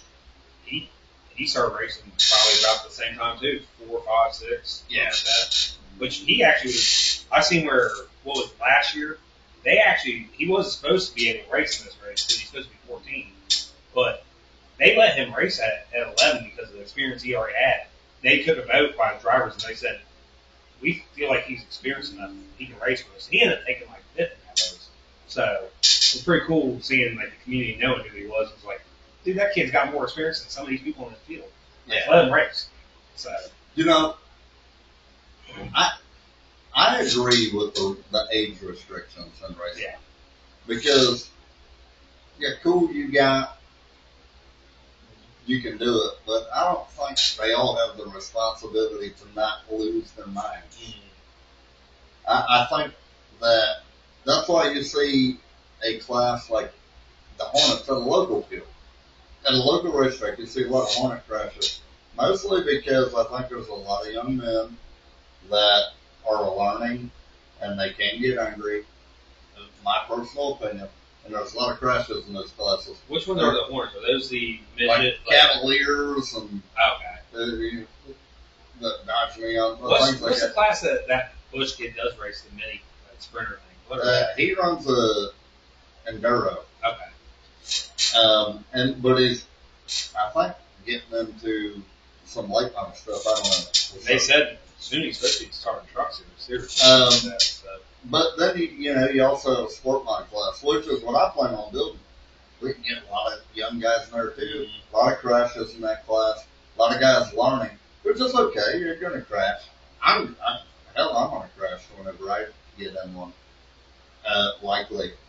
Not crash, but I'm going to spin out probably. You know what surprised me is when me and Taylor went to that mid Ohio race for the Foggers. I guess he got me the tickets or whatever he wanted to work. He took me. In the Indy Light Pros, one of the kids racing that race was 13 years old in an Indy car. I thought that was a little. Yeah. Really? Yeah. No. Keep going. I thought it was a little early for that kind of thing. Like, IndyCar, 13 years old, that just seemed a little. Yeah, that's way too early. Yeah. Not even close. Yeah. But everybody, we're going to take a quick break, and we'll be right back momentarily. All right, everybody, we're back. We just took a little breather. We want to get into our next segment. The next segment is going to be surrounded around the Charlie Kirk deals that are going on. A little bit more serious and stuff. Yeah, a little more serious, definitely. But I couldn't get by tonight without talking about Charlie Kirk. It's something we both wanted.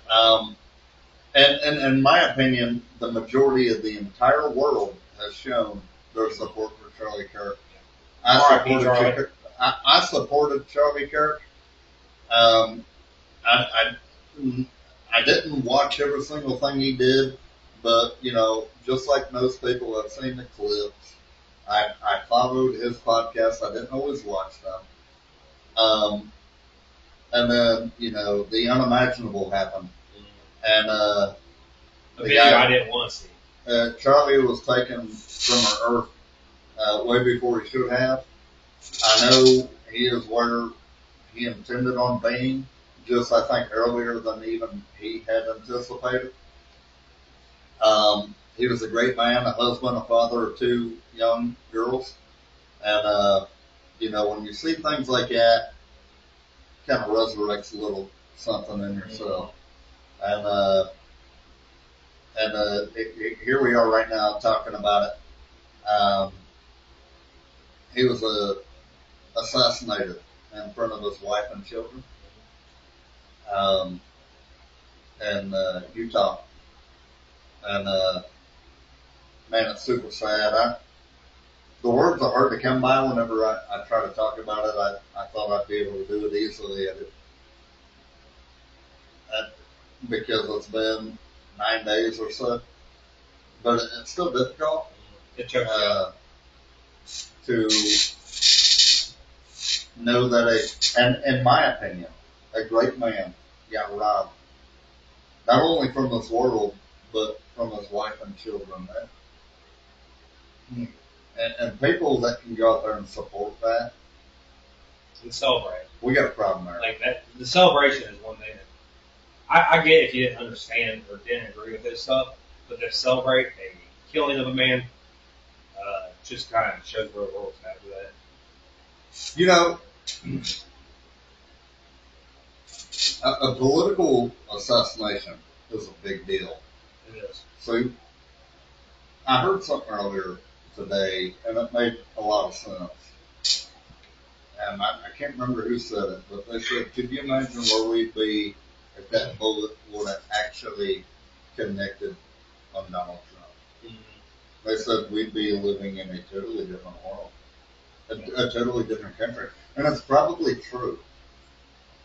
It would be.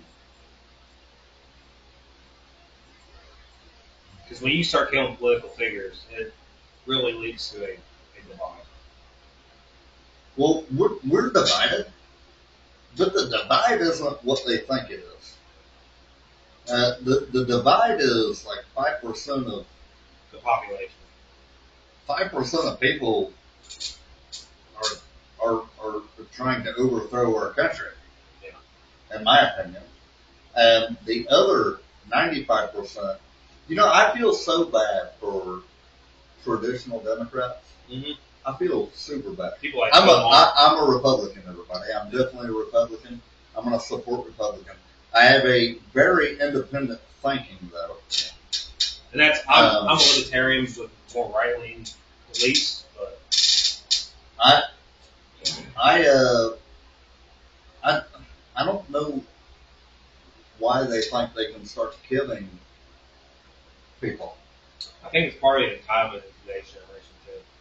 Well, this is going to sound crazy, but I told Jordan months ago. I said, "Man, I think we might already be in a somewhat of a war in our country that nobody's talking about." I hope it ain't that. Well, no, I hope it's not either. But when I see what's happening, I'm like, well, I think we are. I think it started in 2020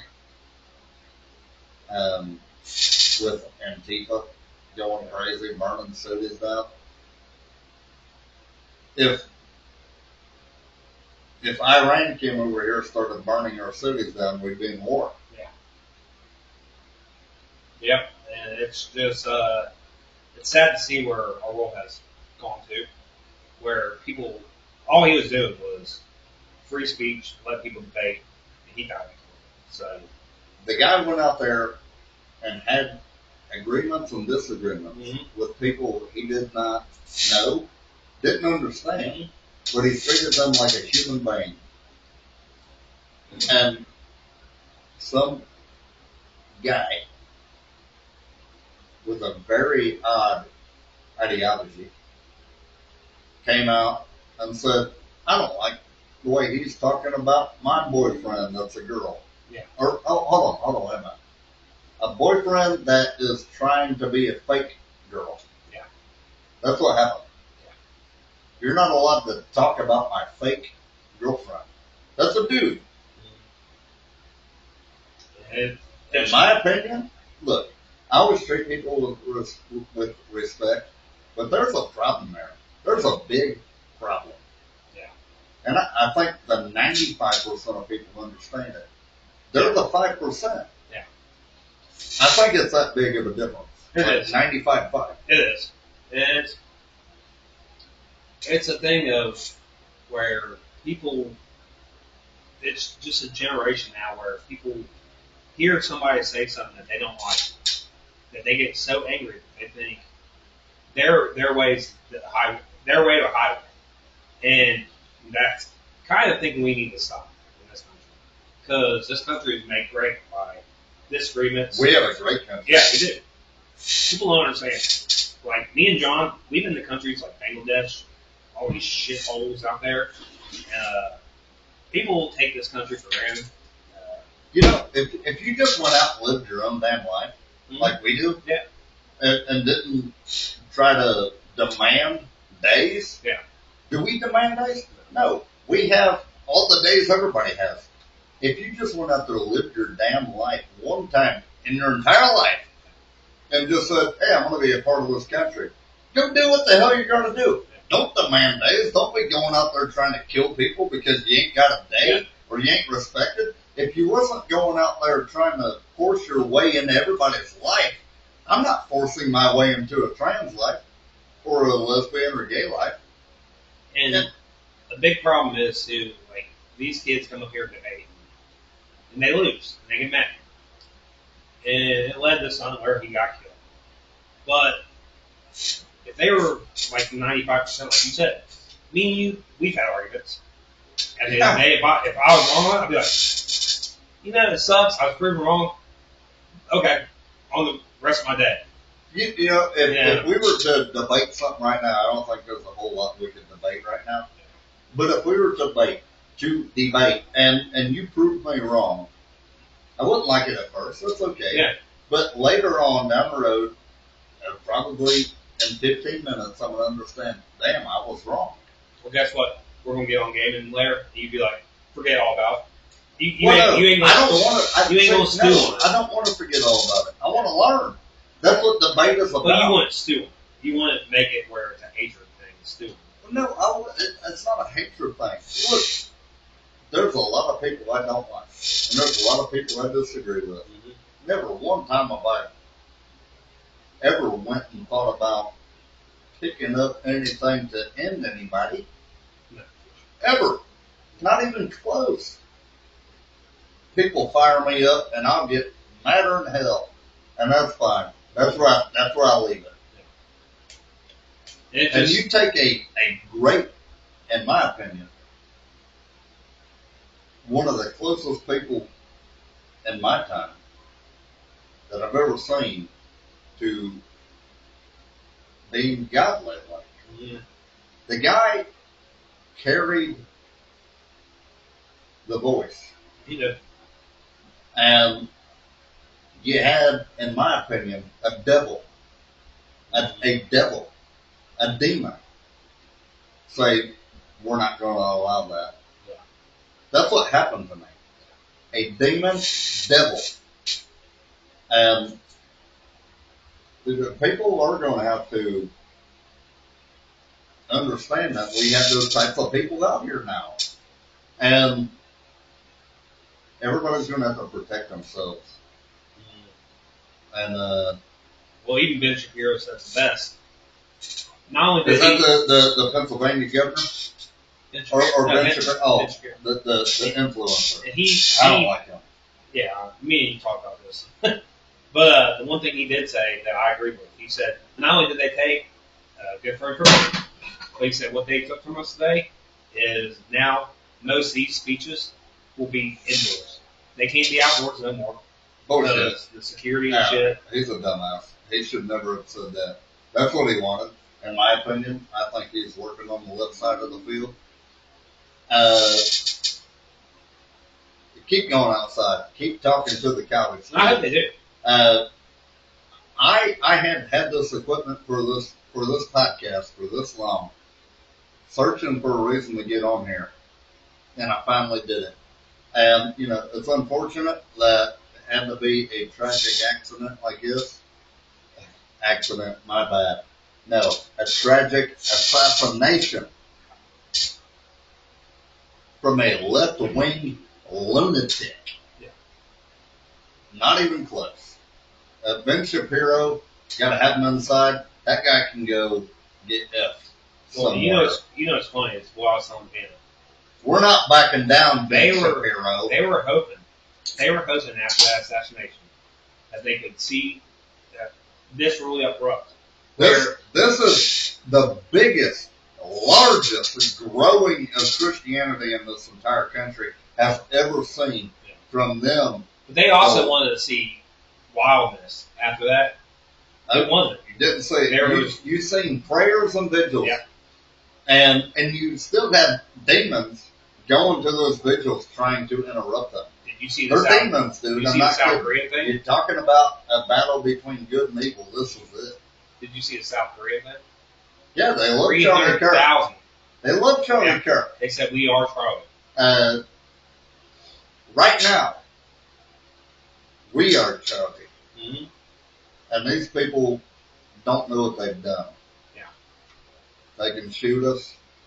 Eventually, they'll find out. Yeah. And even on the faith side, we know our faith.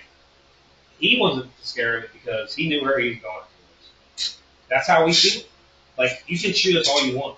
We know where we're going after this. You know, when it comes to my faith, I'm going to be completely honest. I've always been a fence rider. Mm. I've always been, what about this? What about that? And, you know, that's okay. That's what people do. You know, you got to figure it out, find it out for yourself. Charlie had known it from day one, it seems like, and never questioned it. But I don't feel bad about how I think about it. What I do think is he had opened the door for me, and it might be posthumously, but he's opened up a thought process that I didn't have before. And I think he did a lot of people. And I'm ready to get to where I need to go, and that's to make the best out of our country, make the best out of the world, and I want to get there. I want to get there. I don't know how I'm going to do it. I want to bring people with me. You're already coming. Well, you knew kind of how my upbringing, I was raised Catholic. Huge Catholic family. So I always kind of had my faith. Now, it wasn't tested when I was in the military a little bit, but I came back to it. And it just kills me seeing somebody who, he tried to spread the word, and he tried to have free speech, and people hated him so much that they were so hopeful. Have you ever met one of those people? That hard left, maybe one. Yeah, me too. Very rare. That's how rare they are. I don't understand how they don't understand that. I don't. They want to drag our country into hell. They don't have to stand a chance. Yeah. They can't drag us into hell. I'm telling you, it's not even The whole close. world's waking up to this kind of stuff. It's not even close. I don't understand it. It could be ended. I mean, if you look at what's going on in London, Ireland, all these protests about coming to God, the far left ending, like you said, I do feel bad for people like Bill Maher. I feel bad for traditional Democrats, no doubt about it. My buddy Vega, they're getting dragged into these crazies. Yeah. My buddy Vega at work, he's a Democrat. He's a traditional Democrat. He owns handguns. He owns rifles. He goes hunting. He does all this stuff. But he has a little bit more view towards like, okay, the gays should be able to date or do whatever. Well, I think that's what both sides think. Yeah. It got passed. Nobody cares anymore. And he's a traditional Democrat, but yet when people think liberal, they think just the far right or far left because just how crazy it's been. And I, like you said, I do feel bad for people like him, Bill Maher, who spoke out about this. Like people like that, they aren't the crazies. They're normal. And it sucks that they get roped into that group. It's crazy that a Democrat could. You know what a Democrat used to mean? It meant they didn't like gays. Yeah. Okay? They didn't like gays. They started the KKK. Yeah. All the things the Democrats are claiming the Republicans are now is what they did. Yeah. That's what they started. Yeah. It's crazy. The only reason the Democrats ever won anything is because they became the working man party. Yeah. After they became the working man party because the so-called white supremacists were voting for them. Yeah. Have you ever met a white supremacist? No. Me neither. Have you ever met a black supremacist? Me neither. You want to know where they exist? Big suits. Mainstream media. That too. Yeah. Mainstream media is where they exist. That's where they exist. You never met one? I never met one. Of either side. No. I've never really met any extremists at any point, really, other than what I've seen on Facebook. Yeah. I think people. Media. I think the thing is, the media hypes this up, where they make it look like the far right, far left are both things, and they rope in the normal right and left, like the normal Republicans and normal Democrats. They rope us into these weird. You want to know the closest thing to a white supremacist is? Antifa. Yeah. The anti-fascist.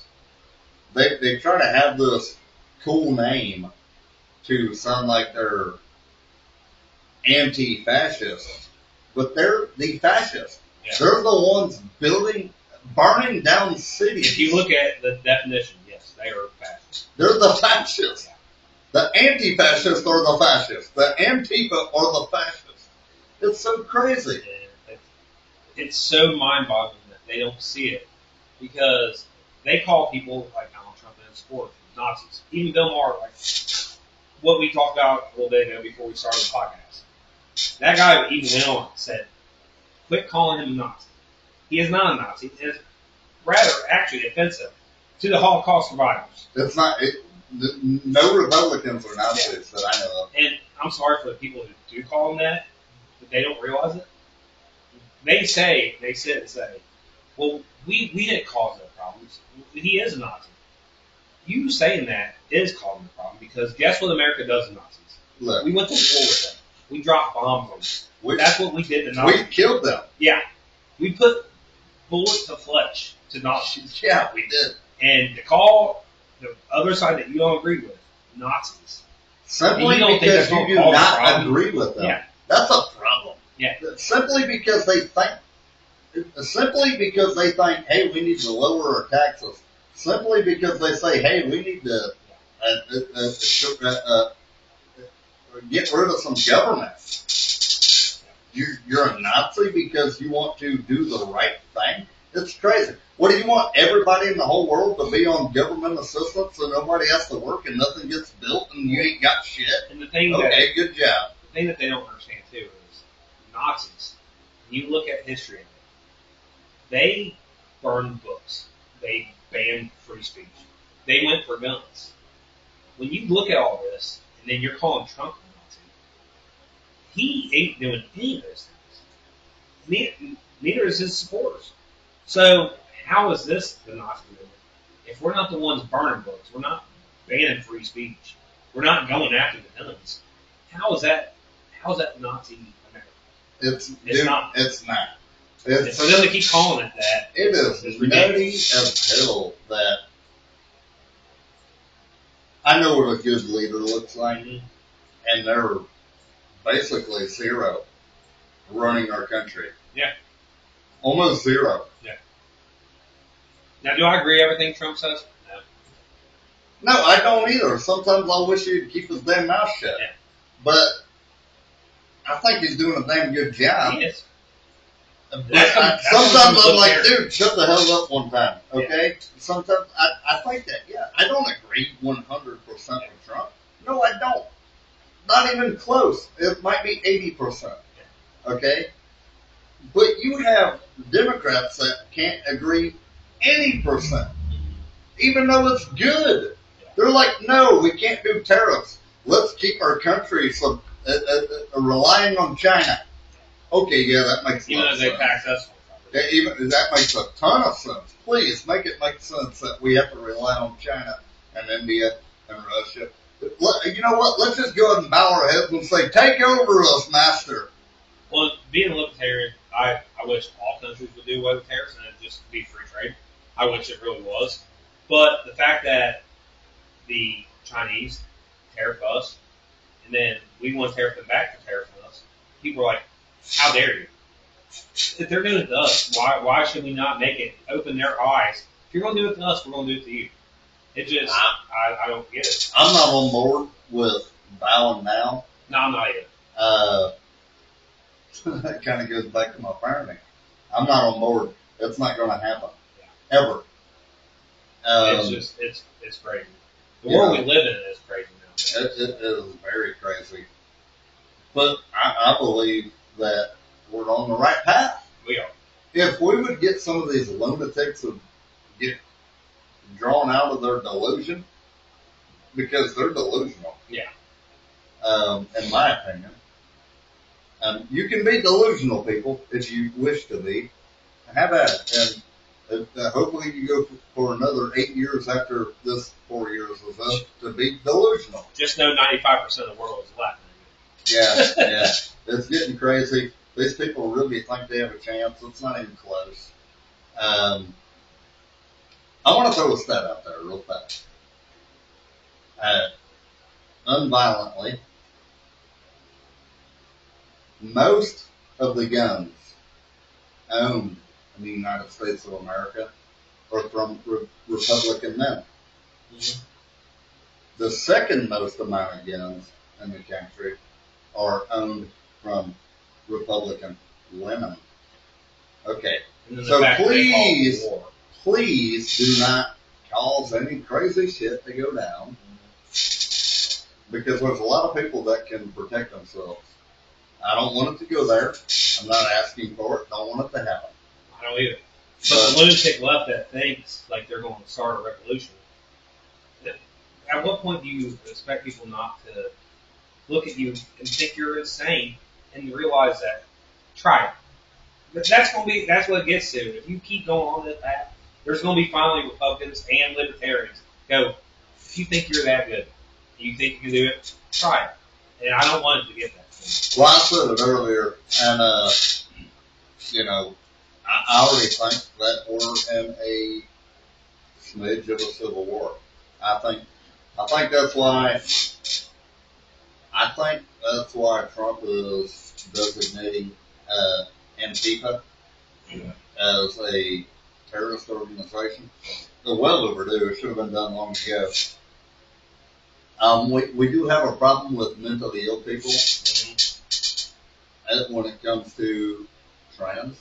Yeah. Just mentally ill in general, too. Yeah, and mentally ill just in general. We need to bring back the asylums. Bring back the asylums. Please do it now. I think we need to start funding. I said this last week. I said, look, I've seen trans people out on the road, and I treat them with respect, like a person. But you don't need to demand of me to support you. It's not going to happen. Or to go with what they want. Yeah, it's not going. I'm not going forward with your delusion. It ain't happening. You can be trans all you want. Just like I'm a straight man on my own with a family, and I don't push it on a tranny. Don't push it on me, tranny. How about that? It's that simple. It's not even close. Like, just do your own thing. You can be a trans. Go pay for your own damn surgery, by the way. As the government, I shouldn't be paying for it. Go pay for your own dick cut off. Or your fake boobs, whatever you want to do. You go do it. Mm-hmm. I'm not paying for it. You go do it. Live your life like everybody else. If I want something like a race car, the government ain't doing it for me. No. You go do it. You go get your transition. Yeah. I'm not doing it. I feel like this world is now, like kind of what we went back to earlier, the entitlement of today's world, where people think they just should be handed free shit all the time anyways. I don't get it. In my opinion, that all started with, this is going to sound crazy, it all started with George Bush handing out free phones. Everybody called them Obama phones, but that started with George Bush. It just followed in with it. And it fell in with Obama. That's a Bush free phone. That's a Bush phone. So that was a Republican. So, independent-mindedly, I know these details, and I'll call out George Bush because he was a piece of shit, too. He was. Got us in the wars we shouldn't have been in. Yeah. Gave away free shit, deciding, we're going to get voters if we can give away free shit. But guess what? You got kicked out. And when your second term was over, and what the Obama. And the free phones, everybody called them Obama phones. And there's one thing nobody should say: they were Obama. They weren't. They weren't Obama phones. They were George Bush phones. And but Obama learned oh, well, we might have learned something right there. I'm going to keep giving away free shit. And then he had a guy build Obamacare, which charged automatically 3 times more than it did previously, regular Medicare and Medicaid. And they're like, oh, it's going to save Americans money. No, it charged us 3 times more. Obamacare was junk. That's what Obama. Well, and people don't realize that free healthcare ain't always the best, because when you have this, say you're 6 years old, you get cancer, right? You may be the last one to get the treatment because they want to put younger people who are more likely chances of survival ahead of you when you are in those kind of free programs like that. And that's reality. And I'm sorry, but why should somebody who lived their whole life get to 6 years old and then be put last because of their age? It doesn't make sense. So when people say that, it's not always the best. Just like with TRICARE and VA hospitals and everything, there are certain things that are good for them, and there's other things that are bad. There's a wait list. And it happens because... Welcome to the real world? Yeah. It's also so many people flock to it that you get put last. Do you know how many people are waiting for a very important intestinal organ right now? Mm-hmm. Lots. Yeah. You're on the list. Yeah. Welcome to the real world. That's where you're going to be. Mm-hmm. You know what? There's also another pandemic in our country nobody's talking about. It's called people not wanting to work. Yeah. Lazy fucks that do not want to work. Yeah. We had a kid. You know what happens if we become a socialist country? Lazy people. No one wants to work. You're going to be forced to have a job you don't want. Yeah. There you go. Have at it. Please do it. It would be a fun experiment, wouldn't it? You would finally have to get off your fat ass and go to work. Well, that's how North Korea got to where the point it was. Yeah, they had to assign people work because nobody wanted to sign up for these things, and we're going to sign you up for it. So it's got to stop. People got to realize people got to work, and the people who will live in a society that nobody can do this and that. People, you got to work. It's just nature of the beast. You have to work, and also. Say, me and you like you call it the nature of the beast. I call it the nature of freedom. Or the nature of freedom. But also, say we like to go SWAT riders, stuff like that, right? We like to hunt. We have to do everything if nobody's working for freedom to go be able to ride our quad. But also, if nobody's working, do you think anybody's making these quads and stuff that you ride on if there's nobody working? No. Well, hold on. No, I'm gonna take it down a bunch of branches. Because that's what we get to do because we've been decently successful. But you have these people that hardly get up off their couch and think they're doing good because they don't have a job. Well, guess what? When they ain't got no groceries, they ain't doing good no more. There's literally people out there thinking that they're doing fine because they don't have to work because they're lazy as fuck. Yeah. And they're out there pretending they're doing well. They're not. Hey, just whenever your purse, you ain't got that purse no more. Yeah. It ain't happening. Mm-hmm. You got 17 kids and pretending you're doing fine. You're not doing fine in a socialism, communism type deal. Good luck, New York. You're not going to do well. And just like I wanted to hit on what you talked about a minute ago, the fact that nobody wants to work. Dude, we had this kid one time came to our work. We hired him. He's 19, 20. He's pretty much right out of school. And at my job, we were working pretty much at that time 50, 54 hours a week. He made it about 2.5, 3 weeks in. And he came up to me and my buddy and said, here's my card. This is my last day. I'm like, look, what's up? He goes, 50 hours a week, 54 hours a week is just too much for me. Like, this is not the kind of life I want to live. I want to be free. I'm like, dude, you realize the opportunity you're giving up at 20 years old, making $25 an hour, No. Like, Give that young man some advice. and it just 54 hours a week.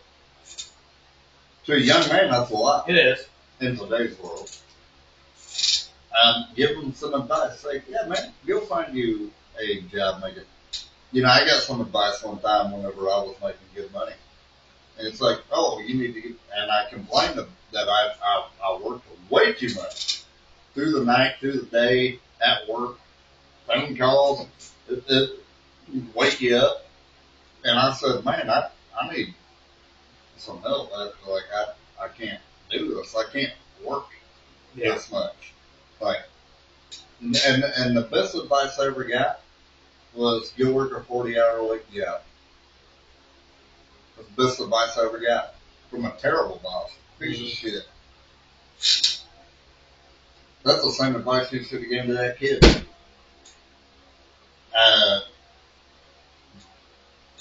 Bad advice, but sometimes it can turn out to be good advice. Mm-hmm. Or you can say, hey, look, man, I know it's tough. Give it a little bit of time. Find yourself on a schedule, and maybe you can work it out. Mm-hmm. How do you do it? Well, we talked and we said, like, we understand it's a lot of work. And it is 54 hours a week. That's your whole week, Monday through Friday, when you're working overtime. I was like, with the amount of money you can be making here, you're setting yourself up. By the time you're in your mid-20s. Don't you wish companies could put it out there for the people a little more in advance other than Wednesday to see if you're working Friday or Thursday? Yeah. I do. I wish I would. But like we did tell them, though, think about it in the long run. By the time you're 25, 26, you'll be in here with enough seniority that you could be working the labor grade 9 jobs, and you're making $30-something an hour, and you're set up for life. Like you're making a good retirement. My company matches 6%. So if you put in 6%, they're gonna match 6%. Yeah. And some of these kids, they just don't realize there's not that many jobs that do that kind of stuff. No. Some are 3. But you gotta find a good job that matches well. And you got in the door that But young. it also has to pay decent. Yeah. And ours does. So yeah. And it's just we had it at AK when I worked out there too.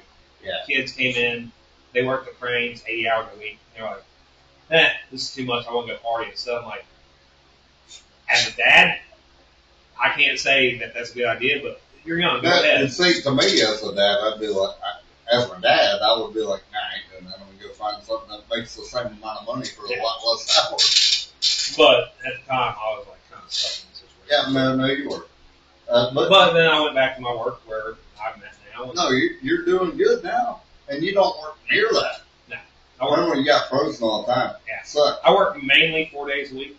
If I have to work overtime, and it's my week, it's a Friday. So I've always been a big advocate. There's so many jobs out there. You should search for the job that pays what you're looking for and it has a schedule for you. Yeah. You should. And do you think if I worked at the mill, we'd be able to do this tonight? No. We'd have to schedule on Tuesday night when you don't want to do it because you got to get up at 2 in the morning. Yeah, I got to get up at 2 in the morning. No, I don't want to do it then. So that's why, man, it is important. That's what, going back to the fatherhood thing, you have to find a schedule. Balance. Mine ain't perfect because I'm ready to go to bed after a little David's getting home from daycare. Sometimes it's difficult for me to be up and ready to go because, I'm getting 4 hours of sleep every single night. Yeah. I'm not making excuses because there's a lot of people doing that. But it's tough. To be real, it's tough. Yeah. To be real with it, it is not easy. For the men doing that, it's not easy. We all know it. And you have to find a perfect life-work balance. You do. You do. And especially as a dad. That's why I'm doing what I'm doing because it is the best balance. For moms, we know moms can do that kind of stuff. I work, I don't know, 3-4 more hours a day than his mom. And, I leave way earlier. I get home a little bit earlier. Sometimes I can really rush through my day, get my delivery done and rush back and take a really short break and get back out there like I did today. But then she's still not going to go fight. Yeah. You know. And also, shout out to just our friend groups, wives. Most of us, all of us, are blue collar men who work long hours. It takes a strong woman to deal with that kind of hours, and the husband being gone, tired. It takes a strong woman. And the fact that we've all found women who deal with that and take a break, it's cool that our friend group, which also just shout out to our friend group who's been together since fourth grade. I want to go real quick. Name all the great wives in our friend group. Mm-hmm. So we got my wife Jordan, Debbie's wife Davina, our buddy Gambo's wife Danielle, and we got our buddy JC's wife Kendra. We got our buddy Mitch's wife Stephanie, and we got our buddy Kevin's wife Kayla. Morgan. John, we got John's wife Morgan. I got her last week. I'm not forgetting about you, Morgan. And we got Taylor's wife, Elena. My sister Kristen. Kristen. There's so many great women out there, and I do give them a lot of credit. I don't give them enough credit than they deserve. But I also don't give all my buddies enough credit that they deserve. You guys have all been great dads and parents. It's rare to find a group like ours, the size it is, been together since how long we have been. Yeah. That's something I never take for granted. I mean, you're talking about me and you have almost been friends for nearly 30 years. And a good 5 of our friends have been with us. Yeah. The only one, we had Gambo come in at 7th grade. So we'll call him 25. Oh, Aaron and Lauren. Lauren. Yeah. Aaron, Lauren is a great lady too. Okay, we're missing somebody there. I was like, that's not. I hope that they try again. Yeah. Aaron and Lauren are great people. I said, me and Aaron, we've been friends probably since 2nd, 3rd grade. Maybe try that IVF.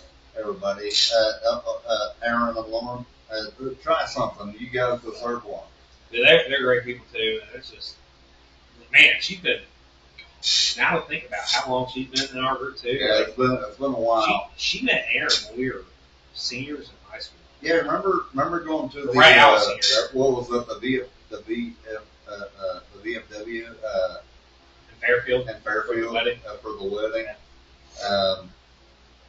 That's a long time ago, man. Yeah. Holy cow. And me and him were both in our Navy dress whites. Yeah, you were. I was like, you guys are losers. My mom, whenever she sees that comes up on Facebook, she always shares it with me and Aaron.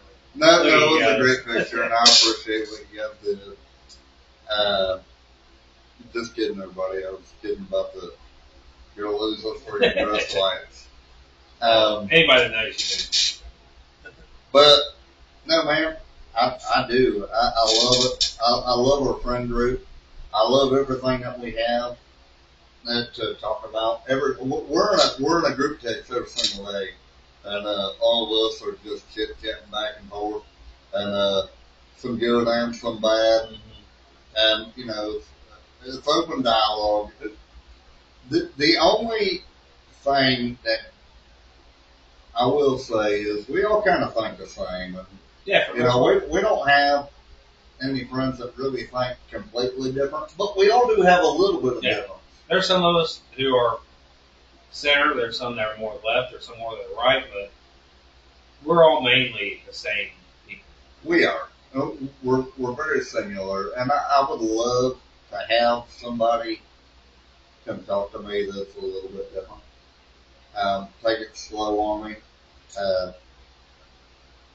But I would. I'd like to have a different opinion and hear those kind of things out, you know. And Charlie taught us about that most. Yeah. Is talk to people you don't know. I have great friends. I have great family. And like he said, I don't know if I have great people that I don't know. Like, but I would like like Charlie to said, figure it out if I do or not. like Charlie did say, when you stop opening the door for a conversation with the opposite view, that's when stuff goes wrong. Yeah. And it's good to meet with people who don't agree with you. Yeah. Talk through it. And then you kind of you leave it seeing what they've seen, you see what they see what you've seen. And that's what this country needs more of. We don't need more divisiveness. We don't need more separation. We don't need more divide. The world don't that's need a problem. it. The world don't need it. The entire world don't need divide. But most importantly, right here in our home country, United States of America, we don't need no divide, man. I don't even know. To be completely honest, I don't even understand where the divide comes from. I see people every single day of different cultures, different colors. I see everything, and I don't ever see it. I don't. Where's it at? Where's it at? Where's the divide? I don't understand it. It's not there in my opinion. Like I see people that I don't know, and people see me. They don't know me, and it's like perfectly fine. The only way you see divide is on the camera and the media and the TV. I don't understand it. Please, let's stop watching media because it is so divisive. It's not even close. I don't hate you. You probably don't hate me. Where's it coming from? Other than what you're watching on the news, which is fake. I think, in general, podcasts have brought that out and shown that most people are the same and that they agree on a lot of things and not listen to me. Like most podcasts I listen to some podcasts are more left. I listen to some podcasts are more right. But the one message they always spread is, we aren't that different. And it's not what the media says. The media always tries to put this riot here, this protest here. When you listen to more podcasts, I feel like it's the only difference in what the media pushes compared to what it actually is the pigmentation of our skin. Mm-hmm. We're not different. No. We're the same. They try to sell the divide. It's not even close. They try to make it so bad. I can't believe it. Some people fall for it, and I'm like, man, you're a damn idiot. Yeah. And I'm okay with calling you a damn idiot if you actually believe them. Because maybe you are an idiot if you do believe them. Yeah. That's the 5% I was talking about. And like, I have black family. Like, I have cousins who are married to black women. Yeah, my stepsons. Yeah. And we see eye to eye. We love each other. We hang out at Thanksgiving and everything, talk, and we get along. And people want to push that narrative that we shouldn't or that we don't. And it's wrong. The narrative that they push is wrong. And I wish more people seen how we've seen it, that we're not that divided. We're actually a lot alike. So, no, man. I want to end this session and segment once again, sending a shout out to Charlie Kirk. We miss you, man. We love you. More importantly, at this moment in time, we wish your wife Erica and your two beautiful children, young children, yes, very devastating. But we wish you all the best. We're praying for you. We're here for you, and we're going to go and end this show. Yeah. Bibby, I appreciate you being here. It's an honor being out here, man. Everybody else, I thank you for joining us for the second episode of the Life So Mary podcast with your host, David Douglas. See you, everybody.